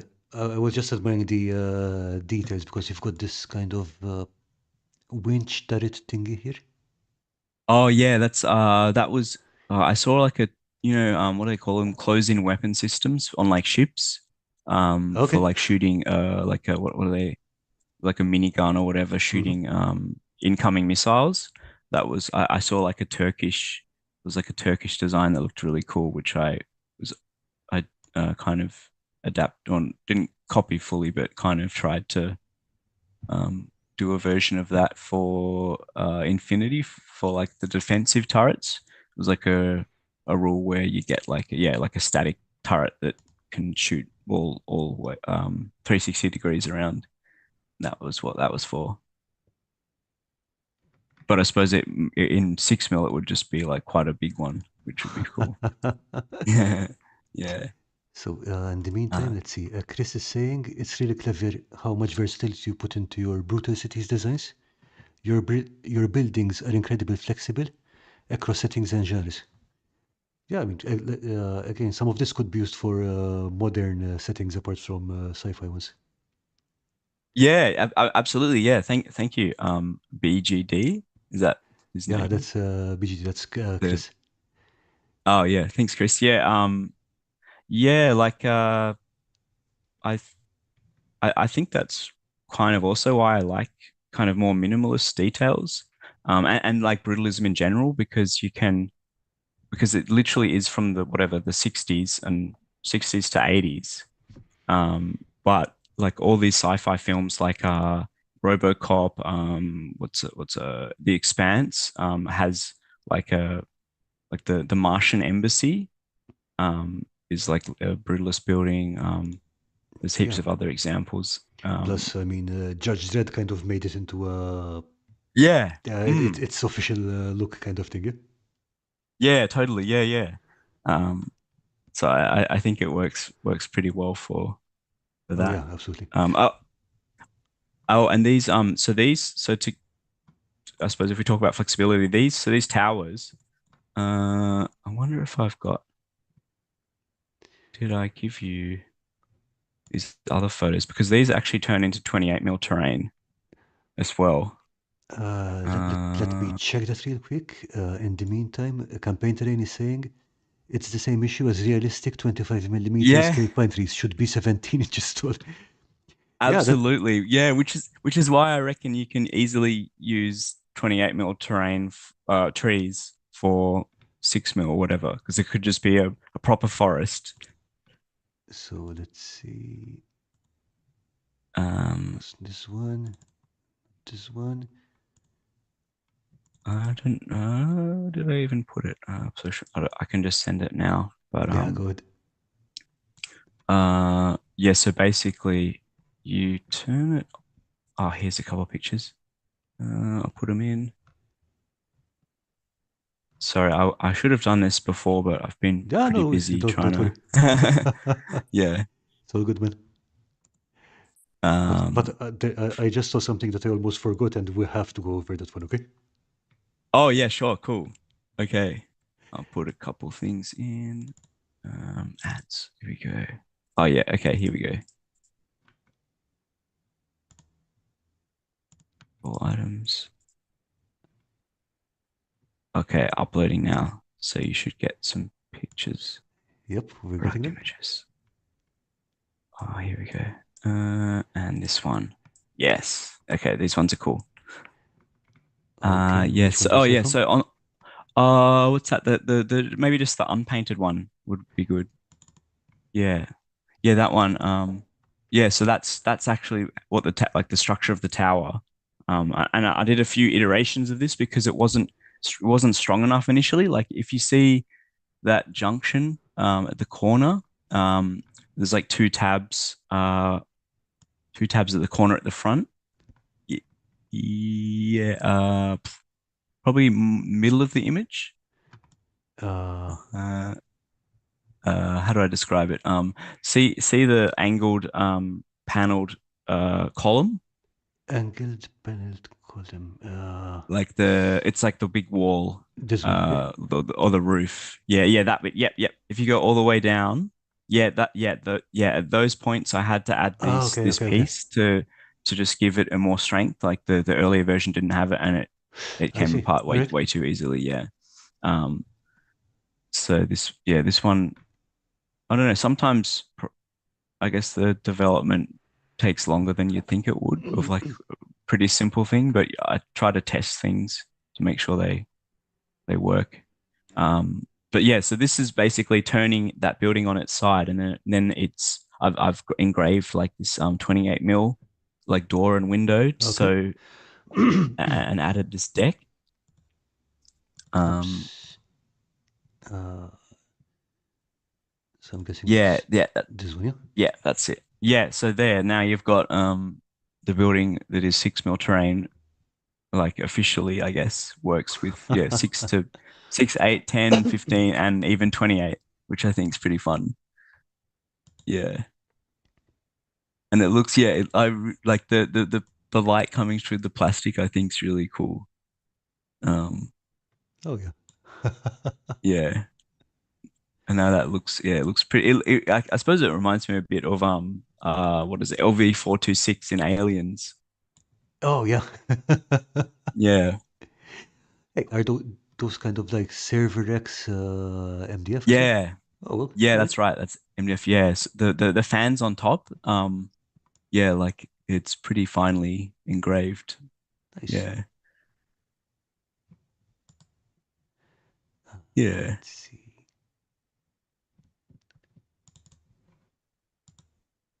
Okay, and this is with the roof on. Yeah, so that can slide off. And you basically you slide the bottom one off on the underside, and then you slide the that deck on, which Mm-hmm. is it's like raised. It raises the terrain, so it looks like it's hovering. Okay. And but it also has the benefit of protecting the edge from the paint being rubbed off because Aha. it's not actually touching the ground. Yeah, I got you. Like yeah, here you've got a little research center lab going there. yeah, exactly. Yeah, yeah, it could, yeah, totally. Um, and then yeah, or you can spread them out. Like yeah, that's just showing all the components. And I've got like these peg systems, which you don't really have to use, but if you want to have the tower in a game, if there's a lot of people, it might be good to use so that they don't knock it apart. Um, Oh, okay, nice. yeah. So oh, you can that podium level two, you can um see those. It's got like the base pegs, which I kind of just on to the right. To the Sorry. right. To the, Here. yeah, Okay. so those, yeah, so they are just engraved to be like air conditioning condensers or Oh, something okay. like that. Yeah, but the building will slot onto that to just give it a bit of stability. I got you. Um, and those plastic bits there are actually they're just to obscure the fact that there's like a gap. Um, Aha. it's just because I needed to make the thing yeah rigid enough so yeah it's just like a design thing, but yeah, maybe not ideal, but it looks fine, and you don't really notice it because of those pieces. Otherwise, there'd be a gap if you had the tower on directly on the Yeah, podium. makes sense. So basically, what if you use this piece as a building on its own, you still got even if you get those Yeah, pegs there, it that's doesn't right. need to look like something. That's really good design. Nice. Yeah, and that's to the left of the podium. That's just like the car park entrance. Yeah. This is a building in Sydney, which is designed by yeah, this is really the first actual scale model I've done of a actual brutalist Okay. building. Who what's it called? If you look up what's it called? Suncorp Place Tower. Okay. Sankop. Yeah, Suncorp Place. It was designed by it was yeah Qantas airline. It was their headquarters. Designed by Joseland and Gilling Architects, and it was built in 1982. And it's yeah I don't know Is it one of is my it is it the one in Istanbul? no Sydney. Suncorp Place. You could probably Google also AAPT Center.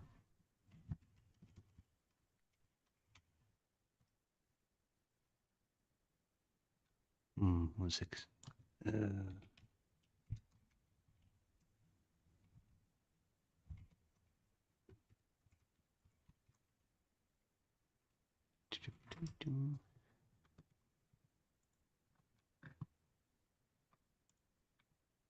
Okay, I got you. One sec. Looking this up. But I found the picture. I'm just trying to get it to load up. oh, cool, cool. Yeah, and the advertising bit on the top, I guess people could probably glue whatever they like, whatever advertising they wanted Yeah. onto that. Um, but I just engraved my logo because I guess it makes sense if it's advertising. So Yeah, I I like mean, to, yeah, do little in-universe advertising. If only I could afford that in real life. not yet, not yet. Yeah. Okay, so Um, gone in there, almost there. This is the one, yeah?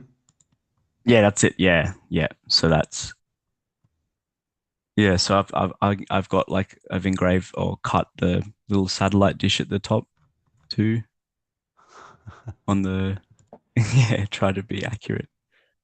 Think, let's see. Is there a view of it somewhere?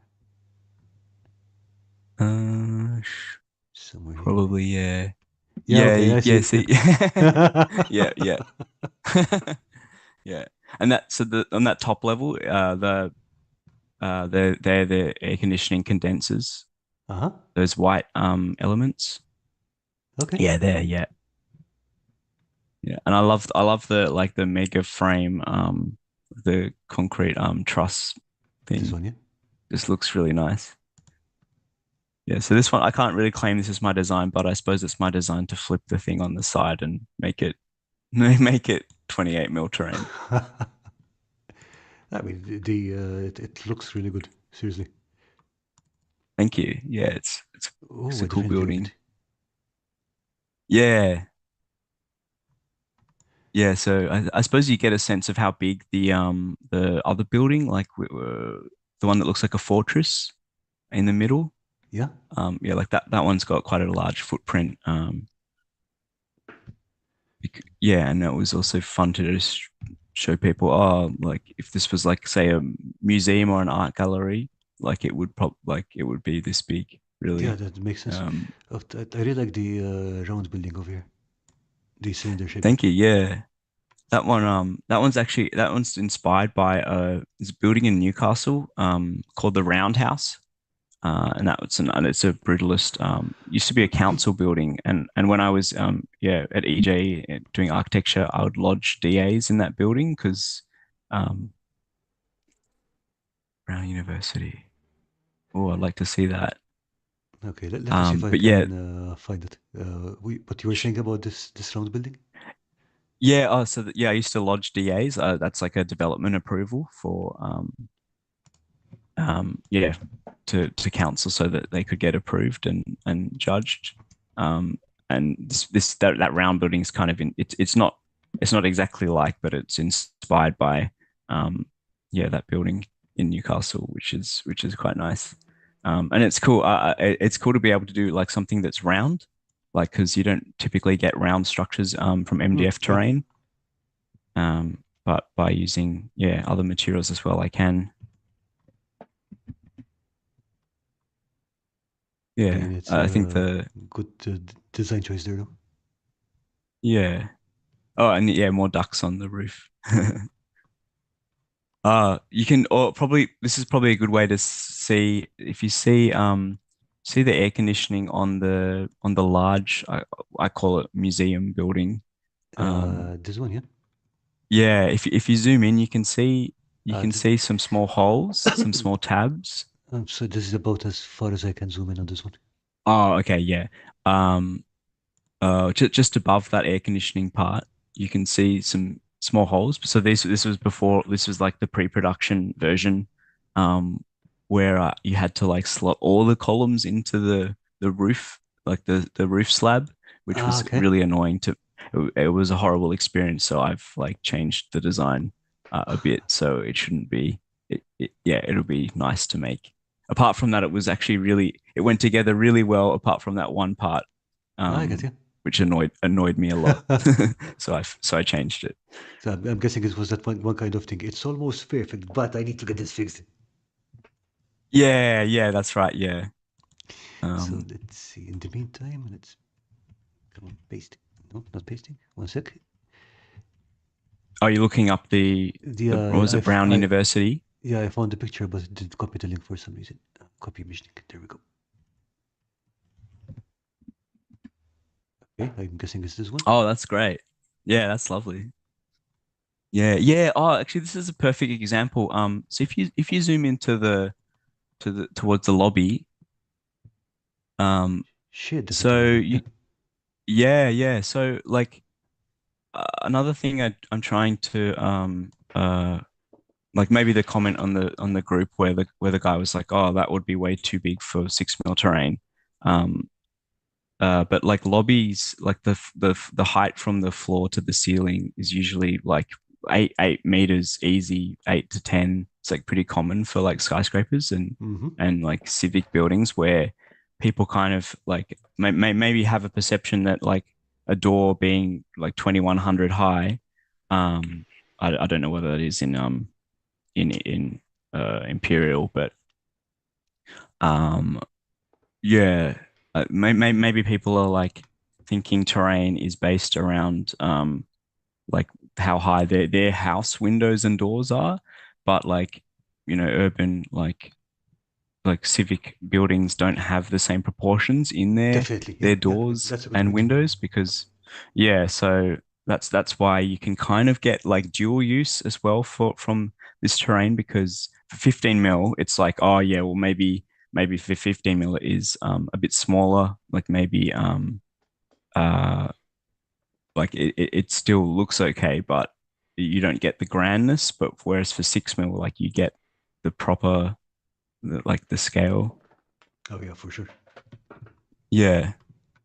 So that's yeah, I'm I suppose using that fact that lobby levels are taller to my benefit and people's benefit where you can get yeah more use from the terrain. Yeah, it does make sense. It's an interesting point. I'd never really thought about it. Mm. I Yeah, was that's probably cool. That building's no, cool though. I was going to say it's the kind of thing where I'd probably build something and not measure things correctly beforehand, and it says, it kind of looks funny, but I can't understand why. Mm, mm. I suppose another thing I could do or I will do to maybe to ground these buildings in scale, like I'll do some smaller landscaping elements at some point, like maybe little park benches and like Or maybe like miniature 6 mil bin kit or something. oh, okay, yeah, um, yeah, yeah, because just it's always the details that that really set the yeah, scale. Yeah, yeah, absolutely. And maybe I might have to do a few versions. Like, okay, if you play whatever a 10 mil game, um, I'll just redo it slightly different, and then same for 15 mil. so, Um, dumb question. If you have kit designed, right, for a I beg particular, pardon? if you have a kit designed for a particular scale, if you ignore the detail, okay, just the basic structure, how much work is it to modify it so that it works for a smaller scale or a larger scale? Oh yeah, much more work than you'd think. Yeah, Yeah, I because figured it's not just enlarging it. Yeah. yeah, no, it's not because all the junctions are whatever, say Mm. 3 mil. If you just scale the thing, um, if I scale it down, like the junctions become like 2.1 or whatever it is, 2.1 mils, which won't work because the material thickness is 3 mil, um, for example. So I remember seeing a comment. I think it was like Sarissa Precision. Someone commented, can you just scale this down or something?" And they were like, "Yeah, we can, but it's like a lot of work." Like yeah, it takes much longer than you'd think. And you've also like I suppose you should also really like even if it looks right in CAD, whatever, you have to really build Mm. it to Yeah, double of course. check for the machine tolerances and all that. And again, to make sure that whoever's trying to build it won't yeet it against the wall in horror. Yeah, yeah, yeah, yeah. Well said. Okay, so there was this other thing that I really want you to talk about. Oh yeah, let's. Yes, Let's exciting. Yeah. Okay, what are we looking at here? Yeah, so that is that's a model from, so this is when they first got it out. I worked on this space exhibition. So this is a NASA model that was damaged in China. There was an exhibition in China, but I think when they packed it up and brought it to Australia, yeah, all these awesome models were really quite badly damaged. So this one here is Phobos 2, which was a satellite. What was it? It was a space probe. It was the last space probe designed by the Soviet Union, and it was to go towards to the moons of Mars, Phobos and Deimos, um, and that was launched on the 12th of July, 1988, from Wikipedia, and what was it? Entered orbit on 29th January 1989. So yeah, so this model, um, yeah, it was pretty like banged up, but the those bulbs, like those round parts, like it's all like cast. I don't know, it must be some kind of alloy. So like all these, like the craftsmanship that went into these models was just like insane. Um, and that's yeah, that was like there were like these acrylic rods that the solar panel like wing things fold out onto, and they were kind of bending These because ones over here? it's quite a heavy, yeah, it was quite a heavy thing because it's all metal and aluminium and other alloys and things, and then I don't know what the solar panel was made of, but it looked like probably an acrylic over whatever the blue panel thing was. Yeah, But I'm just checking all the this detail here. It's like, yeah, whoa. yeah, yeah, right. Yeah, all these wires had kind of come loose, so I had to yeah, like put all these parts back, and it was quite difficult because there wasn't any documentation that I had to go off. It was kind of just oh yeah, just Google the thing, Google the item, Oh, um okay. yeah, and had to kind of go from I and logically think, oh, where does that part come from? When I was like putting it back together. So this I did this what was that 2021 November, October, I think it was, which was it was kind of funny. Like it was like for my business perspective, it was a really bad time to take like a week off to fix these models because that Oh, was yeah. like Oh, that makes sense. just after like Black Friday or whatever. So I had all these like I couldn't spend more than like a week because I really had to get back to ship orders, but I couldn't say no to like yeah Yeah, no working on way. these models because they're like insanely amazing. Oh, you can see actually if you zoom in into the middle of this picture, see the hot glue. So like the previous This blob over here uh with the wares. yeah Okay. actually, so basically there was this lovely guy. He was a I think he was like an audio engineer actually. But he had to fix this just because like over in China like when it was damaged like they were in like some uni town, and like they didn't have whatever, all this staff probably that would have been probably better at working on models there. So he had to like try and find out like whatever where the art shops were in China in this uni town, which was quite hard. And it looks like this looks just like some hot glue that is used just like a temporary fix. Yeah, and it didn't work because hot glue is not good, not good for something like this. It's just in a pinch, throw that thing in there. Yeah, that's right. Yeah, yeah. Um, Okay. yeah, but Let's see. We have some what else? words of wisdom from Cross here. When I'm angry at my NDF terrain design, it's comforting to remember how flammable it is. Yeah, yeah. So let's get back to this. 1 second. Did you find any?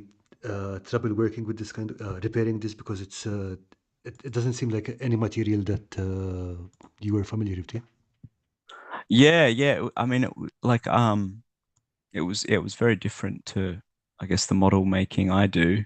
Um, but I suppose I have like a pretty steady hand when it comes to painting and like making things, which is I guess a good trait to have.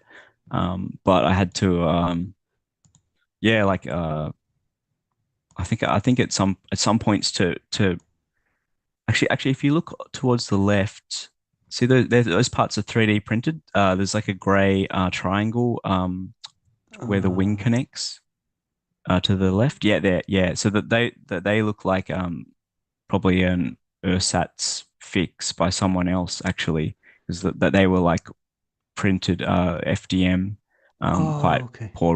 quite a poor resolution actually. But yeah, it definitely would have just been it's been broken and they've got to just try fix it how they can. Um, Oh, okay. I'm getting the yeah, idea that this model has been through a lot of changes over its travels. yeah, I believe so. Yeah, um, yeah, and the those aluminium balls, like they were oxidized quite a bit. Like honestly, these models they really need like a lot more work to fix them up and repair them, I think. But I only had so much time. Oh, I mean, Oh this yeah. was before this is an earlier photo before I fixed it up a bit. But yeah, like a full restoration would probably be good. But they were, yeah, really cool. Yeah, I mean, thinking of all the whole distance this model has been on, like I'm guessing US to at least China to at least Australia. So I think it Yeah, has from seen a from lot. from America. Mm, yeah, yeah, you can see the Oh, whoa, print okay. quality. Still, Yeah, it does the job. yeah, yeah. Just. I think I had to find some pins to like stick into that part because I think one was missing and it came loose.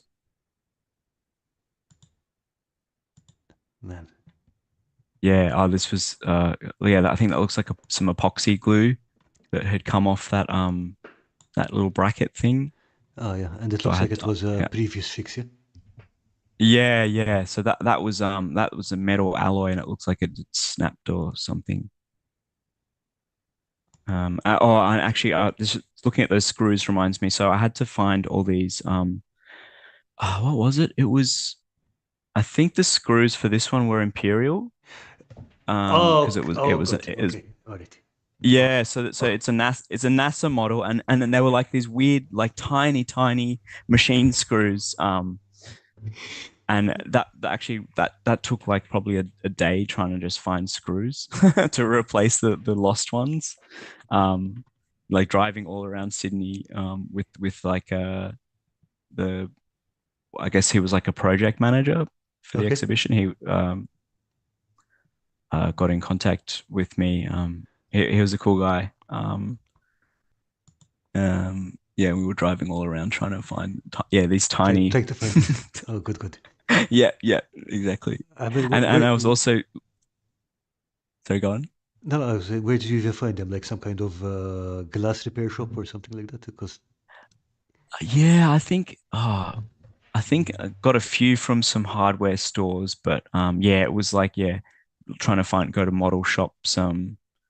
Yeah, I think in the end he couldn't even really find them all, but we got something that kind of worked close enough. It would have been a metric screw, but it still kind of fitted.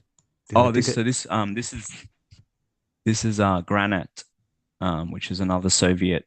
This was satellite. I think Granite 2, maybe Granite, Granat. Granite. It's at a so like pomegranate. Yeah, granite space rocket. See about. Uh, cool.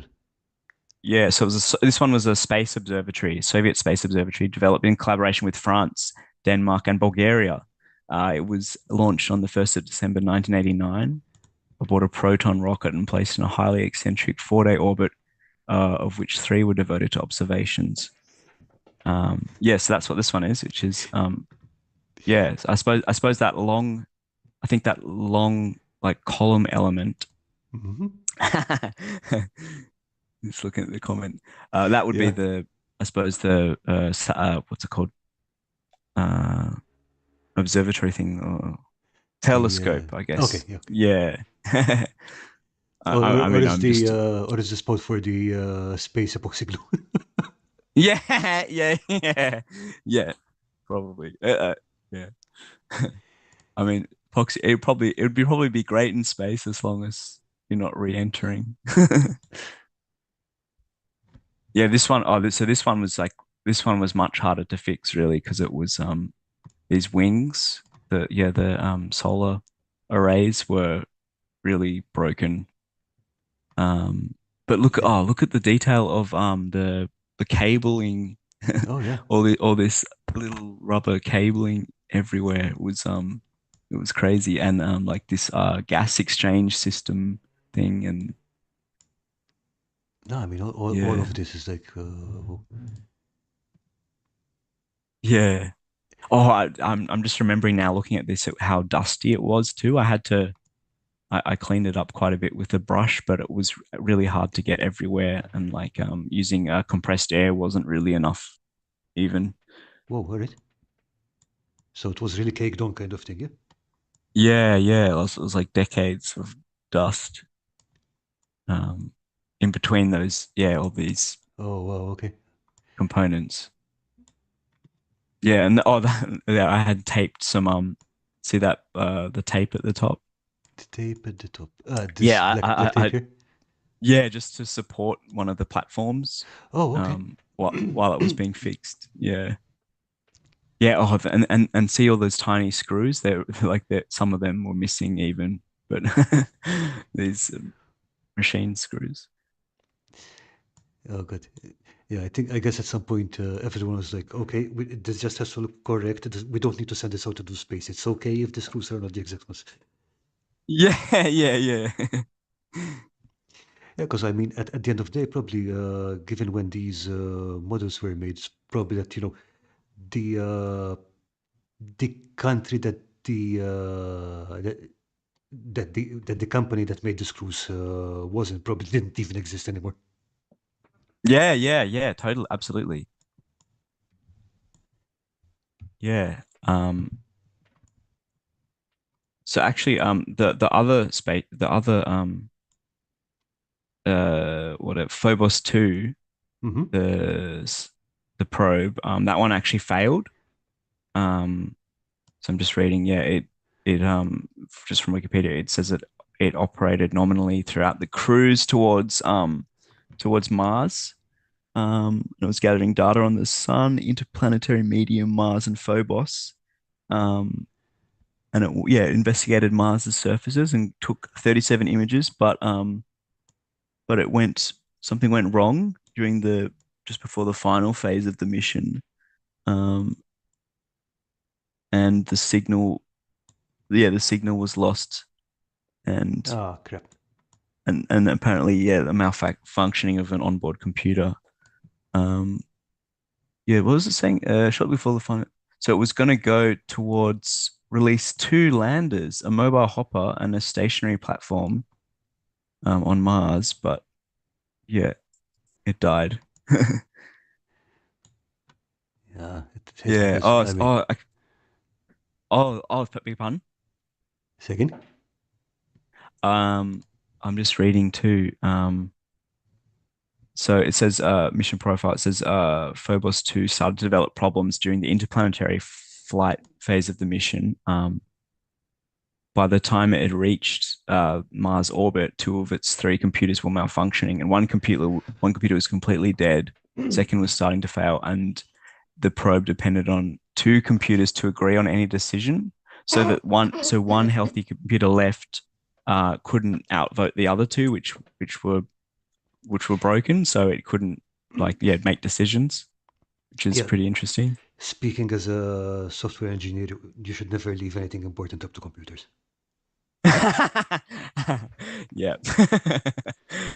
I mean, Oh, so the only so you're a thing, software engineer. yeah, the only thing less reliable than computers are humans. Yeah. Oh, we're stuck then. Oh yeah, pretty much. But okay, I'm seeing this Yeah. some kind of moon buggy, I guess.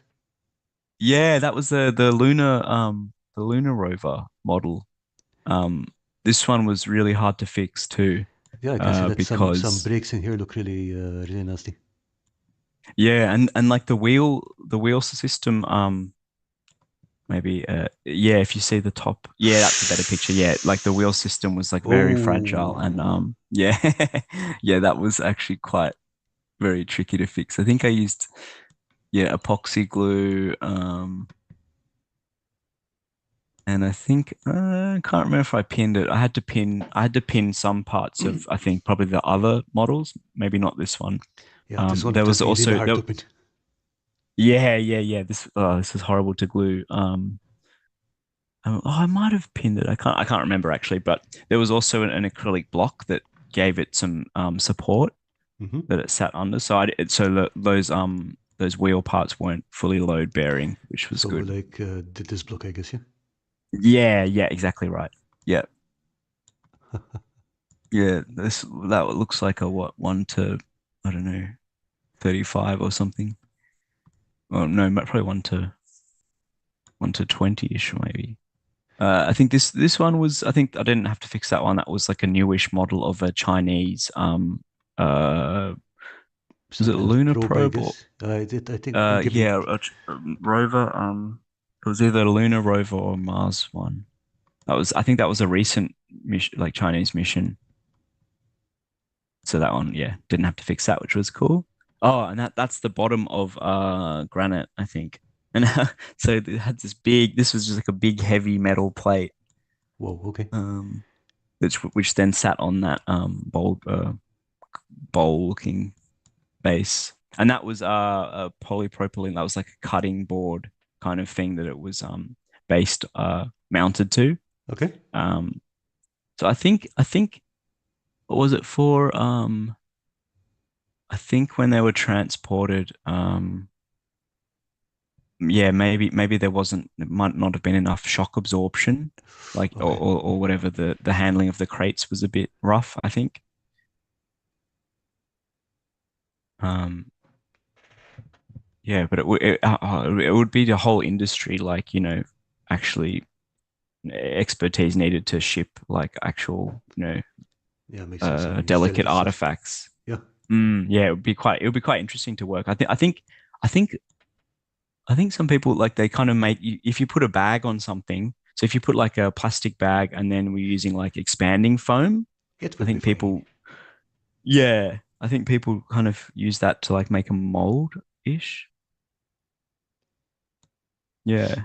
Okay. Um, Like, something like a vacuum form around it, and then use expanding foam to fill in the crate. yeah, and have the plastic sheet as a barrier so that the foam doesn't get stuck to the model. I think that's someone Okay. mentioned that. I don't know. I don't think they had it. They didn't do it for these things. I don't think.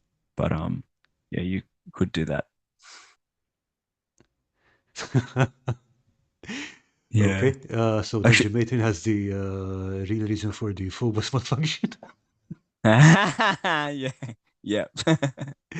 Yeah, tentacle space beings probed it. They were disappointed. Space space hentai. Uh, Yeah, that's another way of looking at it. In case of doubt, the problem was tentacles. yeah. So yeah, I think all these early photos, this was kind of like I was kind of assessing the damage to the models. Okay. Um, and I pretty much spent a day just like planning and looking at what I have to do because I think I was there. I think I had 5 days, 5 or 6 Okay. I days mean, to fix all these things I knew nothing about. so learn everything and do it kind of thing. Yeah? Yeah, that's right. Yeah. What's that one? Oh yeah, and this was the Hubble telescope, I believe. This one wasn't as badly damaged, but there were a bunch of parts missing. Um, Oh so no. I actually use my laser cutter to like do some kind of ersatz fixes. I cut some acrylic. If you zoom in, there might even be a better picture later or in the folder. But uh, if you scroll down a bit, maybe. Okay, say when. Uh, uh, oh yeah, so Whoa. these were all these little components that were like loose from these were from Wow. Granite and Phobos too. Um, They're tiny. yeah, yeah, very tiny. And I mean, if you drop one on the floor, Yeah, yeah, right. Yeah.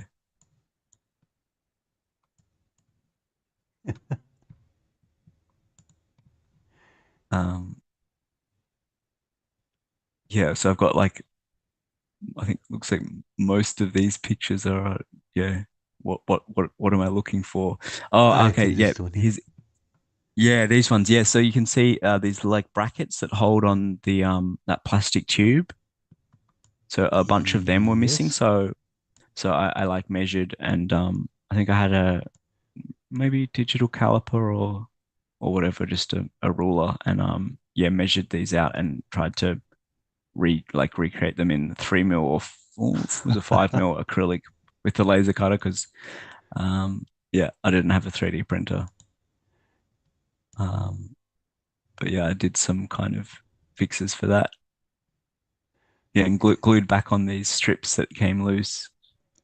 Man, this is super fine work. It's like, Yeah.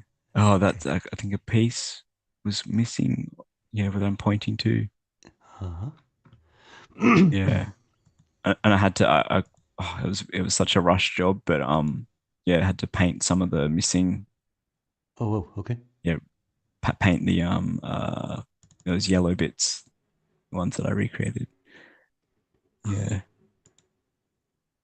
There you go, the yeah, pipe that goes in there. yes, yeah. So delicate. That was a So, big model. That one. so after this experience, Yeah, would you do this again? hell yeah. Yes, in a heartbeat. Yeah, there you go. Some selfies. Ta-da! I mean, this is absolutely amazing. It's like, hey, what's this? Oh, what's that? Oh yeah, this one was pretty much fine from memory. Didn't really have to fix this one. Yeah, what's that called? Prognos? Ah, yeah, prognos. Pro Prognos. Mm. So the research says, I'm guessing that this one was never actually built. Was what? Sorry. I'm guessing that this one was never actually built. Oh, I don't know.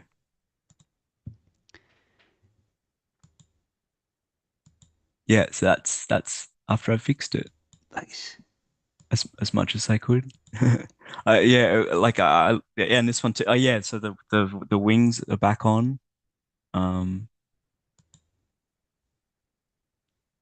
which yeah, they were quite heavy, so I think I definitely had to do a little bit of drilling and pinning, which is probably not good for a whatever if this was, uh an old artifact or something. Of But I course. guess it's just a model. It's just a model, I guess. It's not actually the thing. I don't know. Yeah, This was a hell of a rescue. yeah, yeah, yeah. This was that was maybe the trickiest one. Yeah, they were cool. They were quite heavy. Yeah, um the I think they were like plaster, like astronaut model, like the people Oh, on wow, top. okay. Well, they were quite heavy. They were quite heavy, whatever they were made of. Yeah, this is amazing stuff. Yeah. So, second, let's just bring it up here. We did have a question from Earthman Brick earlier, which was quite good. Let's see. What is your favorite type of architecture and what would you like to make but have trouble designing? Oh, yeah. Brutalism and brutalism. I suppose okay. Other types of architecture though. I kind of like. Have you heard of critical regionalism? No, I can't say I have. It's kind of like okay, so because I suppose a lot of modern stuff. There's a book by who is it? Oh, forget. A book called the generic. This is, Rem Koolhaas. He's like a an architect. Wrote this book called The Generic City, and so like I suppose with the international style and like modernist architecture, um, The like you kind could of thing where almost go, everywhere starting to look the same. Is that yeah? Okay. yeah, exactly. That's it. That's the thesis, I guess. And I suppose critical regionalism is like a response to that. And it's like okay, so if we're say we're in I don't know, Northern Territory or Sydney or wherever you are, you would look for like local materials and like if there are traditional like building methods and or like architectural features that like you try and use those because it would like have a better it would feel more local to like the project would be more local to wherever Mm, the work's being built, which I think is really nice and like I suppose like the embodied energy of like locally sourced materials would often be less than shipping whatever. Oh, I want this fancy Italian whatever marble for my kitchen bench, which is yeah a bit silly really if you're shipping it across the world. Which is actually an absurd thing I think is in Australia I think so we've got all these pine plantations and I believe like we ship heaps of pine over to Canada, which it gets what? milled there, and then we buy it back for building materials. Wait. Um, Australia sells wood to Canada. uh, With Canada is mostly, it's all forest. I mean, like, yeah, you know, and then Canada ships the processed wood back to us. uh, yeah, and then we built. I am really bad at maths, but that doesn't sound like it's very cost effective, to be honest. Yeah. I'm not sure. I mean, of course, like timber's being like milled in Australia too, but like when last I checked, that was also a big thing. Okay. Which is kind of like yeah, it's just crazy. So yeah, I suppose critical regionalism would be like yeah, sourcing, Australian timber, like if you say if you're in the country, like maybe you could do some like rammed earth construction. So Okay. maybe you get some like soil from the site and yeah, like make the formwork and tamper that down, which I think's rammed earth's a really nice material and pretty sustainable and which I think is pretty important. I think I don't know the construction industry in general is pretty slow on the uptake of like new technologies and yeah sustainability like when I was practicing in architecture like no one really mentioned or cared about sustainability which I found a bit disheartening considering the Yeah, no yeah kidding. the looming climate apocalypse. um so but yeah I quite like I think critical regionalism and like an architect a famous architect in Australia is Glenn Murcutt. He um does I suppose an Australian style of that which uses a lot of like color bond or like you know corrugated steel or Okay. galvanized corrugated metal sheets which is kind of like if you're in the country here, like a lot of rural, like old tin shacks and things kind of references that. But it, it perform the buildings perform well for like keeping the building cool and not using it's designed so you don't need to have aircon on all the time or whatever, or Oh, he yeah, probably absolutely. doesn't That's also have another this prop. thing. Yeah. Mm, mm, I mean, the yeah, energy footprint and stuff like that. yeah, exactly, yeah, and like designing for like whatever the prevailing wind, so the building Hmm. can cool itself, and you're letting the sun in and stuff like that. So I like that style of architecture. Uh, and of course brutalism, but I wouldn't be doing brutalism now because I mean, well, it's it's a past movement. I think it's fine to it's I like it, but I wouldn't use heaps of concrete on like say a house, or for instance, because that's I think quite wasteful. Yeah, it makes sense. um, so I get my concrete like satisfaction from MDF, like just pretending it's concrete. Okay, so campaign is saying US sells steel to Japan, Yeah, Japan makes it into I-beams, then Japan sells those back to the US. Yeah, it does seem what cross. It really does seem what. that's yeah, yeah. That's I suppose that's globalization, I guess. Yeah, I guess. Yeah, that's So, yeah. speaking of carbon footprint, I think you mentioned on your side that you're always trying to keep the carbon footprint of your products as low as possible, right? Yeah, yeah. I need to do more though, really. But like the like shipping, for instance, that's all like the shipping provider I use is like carbon neutral. I think my home, like my private home is whatever, like yeah, it's just what's it called? Yeah, renewable energy. But Okay. the workshop, I think, because I'm sharing with the guy, and I think it's not.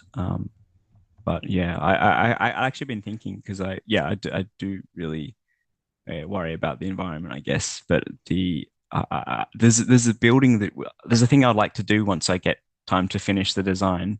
I want to do there's like a carbon capture build Oh, project in where is it, like Denmark or somewhere. Um, but like it's basically a whole set of like fans that like suck in air, and whatever the process is, it absorbs like takes carbon, and then like you've got like carbon brick, or you can, I don't know, do something with or store it in the ground. But I would like to do actually I've even started the design, but like make a model of that, and like whatever the profits from that kit, I'll be like, okay, well, I'll offset any emissions I've made through my industrious activities. Yeah, doing something like that would be good. But yeah, that, it's that, just also a matter of like, because I'm a sole trader, I guess. Yeah, finding time to of course. I do mean, things like that. you've always got that balancing thing going. Yeah, yeah, But that's right. yeah, I just wish that more producers would think about things like that. So good job there. Yeah, yeah. Oh, thank you. Yeah, Yeah, I think yeah, it's I think I mean it should really be the baseline. yeah, Like it should yeah. be. Yeah, yeah. Yeah, I mean, the same way Um, that you know, not having child, not employing child labor has only become the baseline in the last very recently. So yeah, we'll get there. We'll get there. yeah, yeah. That's a good point. Yeah, yeah, yeah, yeah. I mean, yeah. I suppose in many ways we've come a long way very quickly. Yeah, but Yeah, we just need to get over that last couple of humps, and I'm pretty sure it yeah, will get sorted out eventually. yeah, yeah, yeah, yeah. I hope so. Yeah, me too. I mean, I don't want to get cooked alive in Yeah, yeah. yeah, yeah, yeah. Okay, so moving on to something hopefully a bit more cheerful. Yeah. Oh, actually, sorry. One more thing. To Oh, answer shoot. the question. The last part. What was the question?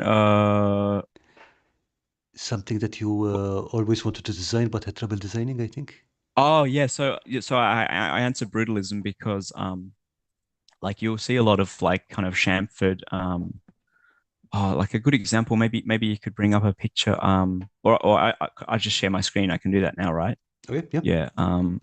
Uh.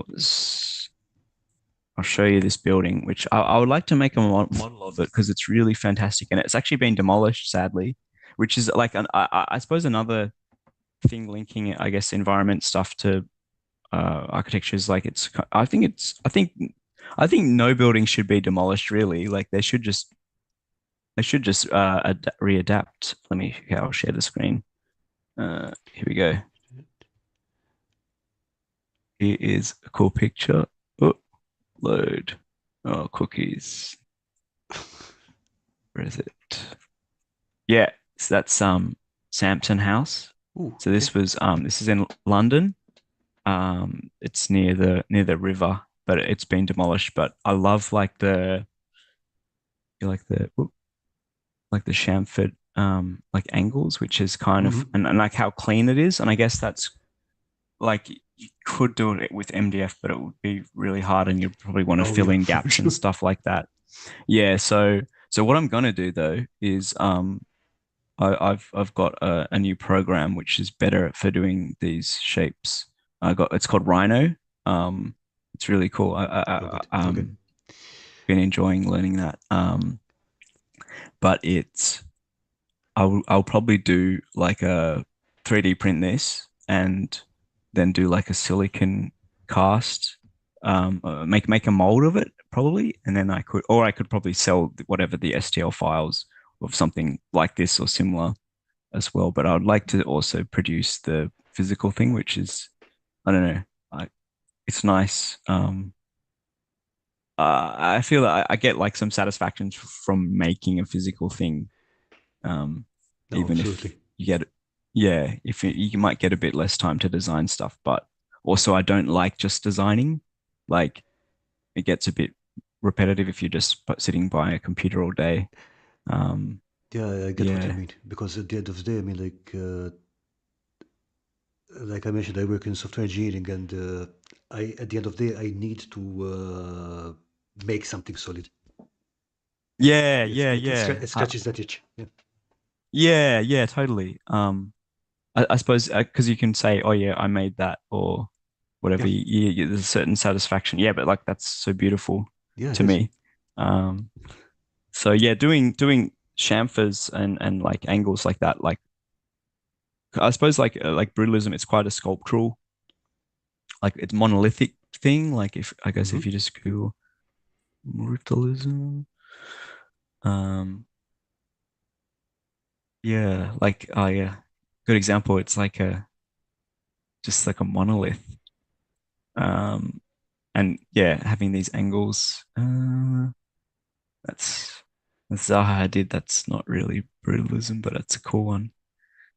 Um, yeah, I suppose like the shapes of like this bunker Hmm. also not brutalism, but like yeah, doing more like curved or um angled shapes, like stuff like this. It's kind of a bit hard to do in MDF. Like yeah, a good Hmm. example. What's this the Mauser bunker in Berlin. Oh, okay. I think this was going to be this was in under threat of being demolished, but I think it's been saved. But yeah, like that would look so sci-fi, you know, like it could be No, like a absolutely. sci-fi fortress or something like that. Um, yeah, so that's I hope that answers that question. How do I stop? Cool. Nice. Yeah. Okay, so you've shown us a lot of your stuff, which looks great. So would you like to see what people have shared from their own stuff? Yeah, that would be cool. Okay, let's bring it on. Community showcase. Let's see what's in here. Where did I put the script? Ah, there we go. Okay, starting from Earthman Brick here. Hey, I think Gorgeous. some stuff disappeared off here, I think. Okay, we've got a scratch build train with interior. Is that photo just being cut or Second. is it just has that is that photo been is that a PNG? I think so, yeah, yeah. Yeah, oh, it looks okay, it's been cut or something. That's cool. What's this for? Not sure, possibly Wasted World, a few post-apocalyptic games. Steve, if you're still there, what games are you using this for? Looks like what's it, Metro 2030. Possibly, yeah. I like the bunny on the on the seat. Mm, yeah, that's cool. Okay, nice. Okay, and some scratch build bases. That's awesome. Necromunda I think yeah, looks he does very them for looks very Necromunda and Necromunda. a bunch of other sci-fi games. So definitely all of them. You know, the Hazard stripes are kind of quintessential Necromunda. I like it looks like gauze or something on the yeah Yeah, I'm not sure that if looks it's cool. like drywall mesh or something like that. Like a fly screen or something. Yeah, yeah, something like that. Oh, okay. Very So lovely. Lisa's work in progress here. So let's bring this up. Oh, cool. Is that a like a kid's toy at It's the a bottom? kid's toy house, coffee cup, a coffee mug, I think. I've, Yeah, that's I great. forgot what this railing was made out of, and Oh, it actually is a it's got yeah, a light on top. Yeah, turns. How how do they do that? I think they had a small motor or something and attached to the light or something like that. So yeah, I think we'll have to have her on in a few weeks and explain it because I think this is being built as part of the layer challenge we have going on. The what change? The layer crafting challenge. So basically, the objective is to build something's layer, like a Fantastic. monster layer or a bandit layer or a I'm not sure what's layering in Ah, there, but should be interesting. yeah. It could be the what's that movie? Annihilation, like the alien lives under the tunnel in the Okay. lighthouse. Oh, that's cute. Okay, this is from again from What's Earthman Brick. That's that's cool. It looks spaceship from I think it's which one was that? Was like Space 1899 or something like oh that. Yeah. yeah. Is that looks it reminds me of the yeah, I don't know. It reminds me of something. Like, actually, that reminds me, like when I was fixing those space models, Mm. the NASA things, I posted in like there was like a spaceship builders group, and I think I was like asking for some help, but also being like, oh, like check this out. And I think sometimes the algorithm's so crap because like pretty much no one saw the post and no one replied, and I was like, oh, Oh, like I'm surely this is this is space builders group, and it's like a NASA model of spaceships. Surely, yeah, like I got like no responses. Um, okay. So Earthman Brick is saying it's Starbug from Red Dwarf. oh yeah, that's cool. Okay, Yeah, nice. okay. Yeah. What scale have you done it as? It looks It's tiny. It's like like yeah. I mean these are regular person hands. Steve doesn't have Yeah. gigantic hands. That's that's cool. Nice work, man. And he's saying for the train. Where did it go? Here. Post-apocalyptic for zombie, wasted world, post-apocalyptic games like Fallout. Okay. Yeah, that's perfect for that. Yeah, It looks great. What's it made of? looks like beads, Yeah. beads and wire and. Okay, so definitely we're going to need to watch out for a video on Steve's channel sooner or later. So I think, yeah, I think that's the end of the submissions. Starbug. Yeah, cool. Nice work, guys. Thanks for Okay. sharing, guys. What are Okay. you working on, Carl? Any terrain? Yeah, I'm not sure if you can see the thing behind me up there. Uh, one sec. Oh, I'm going to remove my headphones. I Oh remember yeah. remove the headphones. Yeah. Yeah. Yeah, thanks for joining, guys. Um yeah, I'm what am I working on? I suppose I've got this thing that I've perpetually never releasing. I designed this like years and years ago. Oh, nice. For 15 mil ruins. But yeah, and I've got like I've got some little clay sandbags that I sculpted. Okay. Um, but yeah, and I wasn't quite happy with this design, so like I wanted to make it a bit cheaper because I've always got to consider that. But yeah, I should release that soon. So, what I've got going here is a terrain board. I still got to put in the foam and stuff. Oh yeah. Okay. And uh, this time around I planned, so I've got a cleat at the back so I can hang it on the wall. Oh yeah, that's cool. So is that for like you have like plants and stuff like terrain scenery? Yeah, basically I'm going to fill this up with foam, carve into one Uh-huh. side over here, put in a road and stuff like that. Oh yeah, what game is it for? I think this one is going to be mostly for Force of Virtue, which is a 15th century skirmish game. Possibly Oh, also cool. for Mordheim and Rangers of Shadow Deep, because why not? Yeah, yeah, yeah. Good multi-use. Yeah, Just going that's to put cool. this back on the wall because it's kind of heavy. Yeah, yeah. Something I really want to make is like do some Bushido terrain. Have you played that, Carl? We probably can't hear with the phones.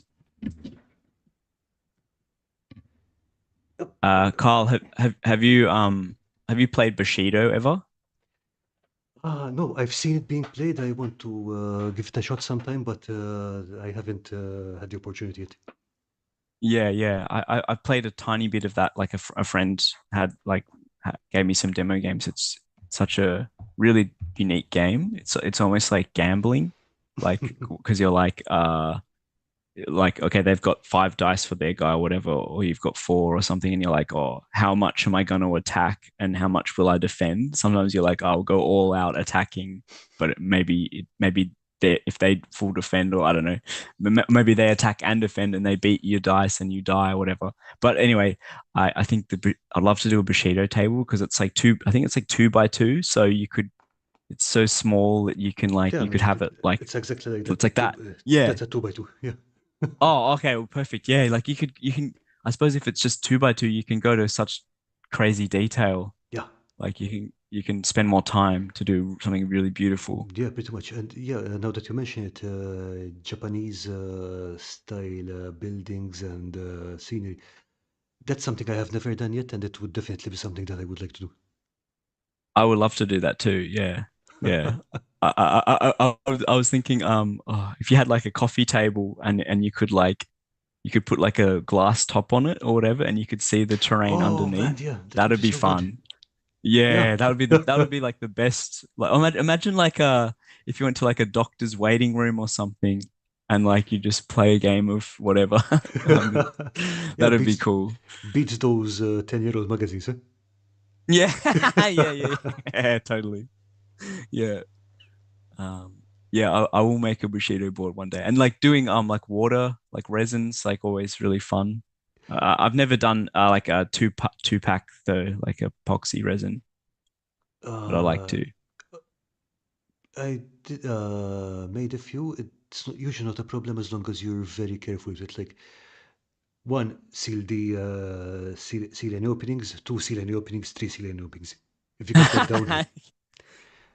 And the other thing is, remember, don't pour all the resin out in one shot. It's like if you need to make a thick pour, make several small ones. Oh, yeah. Because I can guarantee you, if you pour more than this much resin, it's about 1 centimeter, 1.5 centimeter, it will melt foam. Okay. No, yeah, the reaction gets hot enough to melt foam. In fact, I've got I think Oh, it's on my Instagram. It's when I was young and foolish, I made a pretty thick pour, and what you see is basically after 2 hours, it just literally started steaming oh and God. bubbling. Okay. Yeah. I was like, I actually looked at it, I actually noticed, and I was like, should I throw this out the window just in case? Oh, wow. Yeah, because I mean, like, it looked like it was catching on fire, so it was like, should I throw Wow. it? But it did stop on its own after a while. Yeah, right. I wouldn't have thought of that. Yeah, I guess what is it like plaster of Paris or whatever? Like I use some Cornice cement. I wonder if I've got any. Any what, sorry? Got Cornice cement. Um, No idea. oh, here's an example. It's like I made this like ages and ages ago. Just Okay. just a just a crater, but yeah, it's Cornice cement, so it's kind of lightweight because cornices are up Ah, in the Cornish. Okay, okay, I get you. yeah. So it's like a plaster, but like much lighter. But yeah, like it gets hot too. So I guess any reaction like that makes sense that it gets hot. Hmm. Yeah. So Um, it's a question of volume. But again, as long as you're careful with the mix, two-part epoxy isn't really that. Two-part resin isn't much of a problem to pour it. okay. Yeah. Cool. Yeah, Yeah. but Yeah. yeah, everyone has their own horror stories, but just lessons learned. Yeah. Yeah.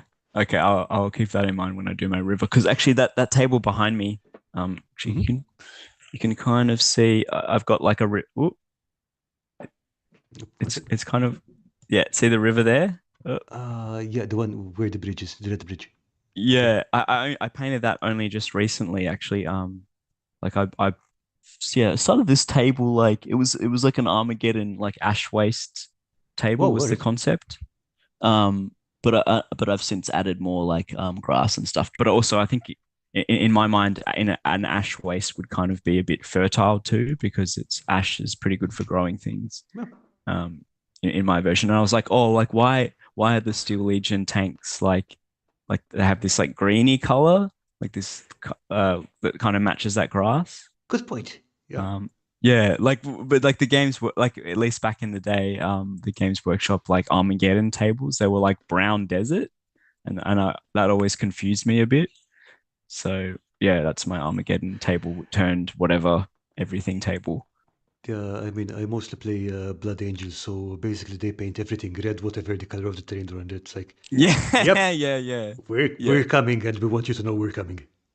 Yeah. I'd love to yeah, like I've got like an ongoing project like very slowly adding to the uh whatever Armageddon forces. So I've got the Hmm. Steel Legion, I've got a few Death Watch, and I'd like to get speaking of Blood Angels, I'd like to get some like Flesh Tearers Hmm. because they were on Armageddon. And maybe some Salamanders too one day. But like I'll probably I don't know, probably get the old third ed Space Marines rather than the Primaris ones. Or at least convert them so that they have the the traditional heads, whatever mark that is. Yeah. You mean the bee? Not the beakies. I mean Yeah. Beakies or the angry face. Okay. angry vent ones. Yeah. Yeah. Yeah, They good look too times. good. Yeah. Yeah, but So so Ryan, I think we're going to have to wrap up here very soon. It's been a pleasure talking to you, and I hope you can come back yeah, like sometime because this was really enjoyable. yeah. Oh yeah, thanks for having me. Yeah, yeah, when you reached out, I was like, yeah, that sounds fun. And yeah, it's a cool channel you've got like talking to all these various like lots of interests. No, absolutely. I mean, and all the stuff you showed us and explained that was absolutely fascinating. So thank you again for that. Oh, welcome. Thank you.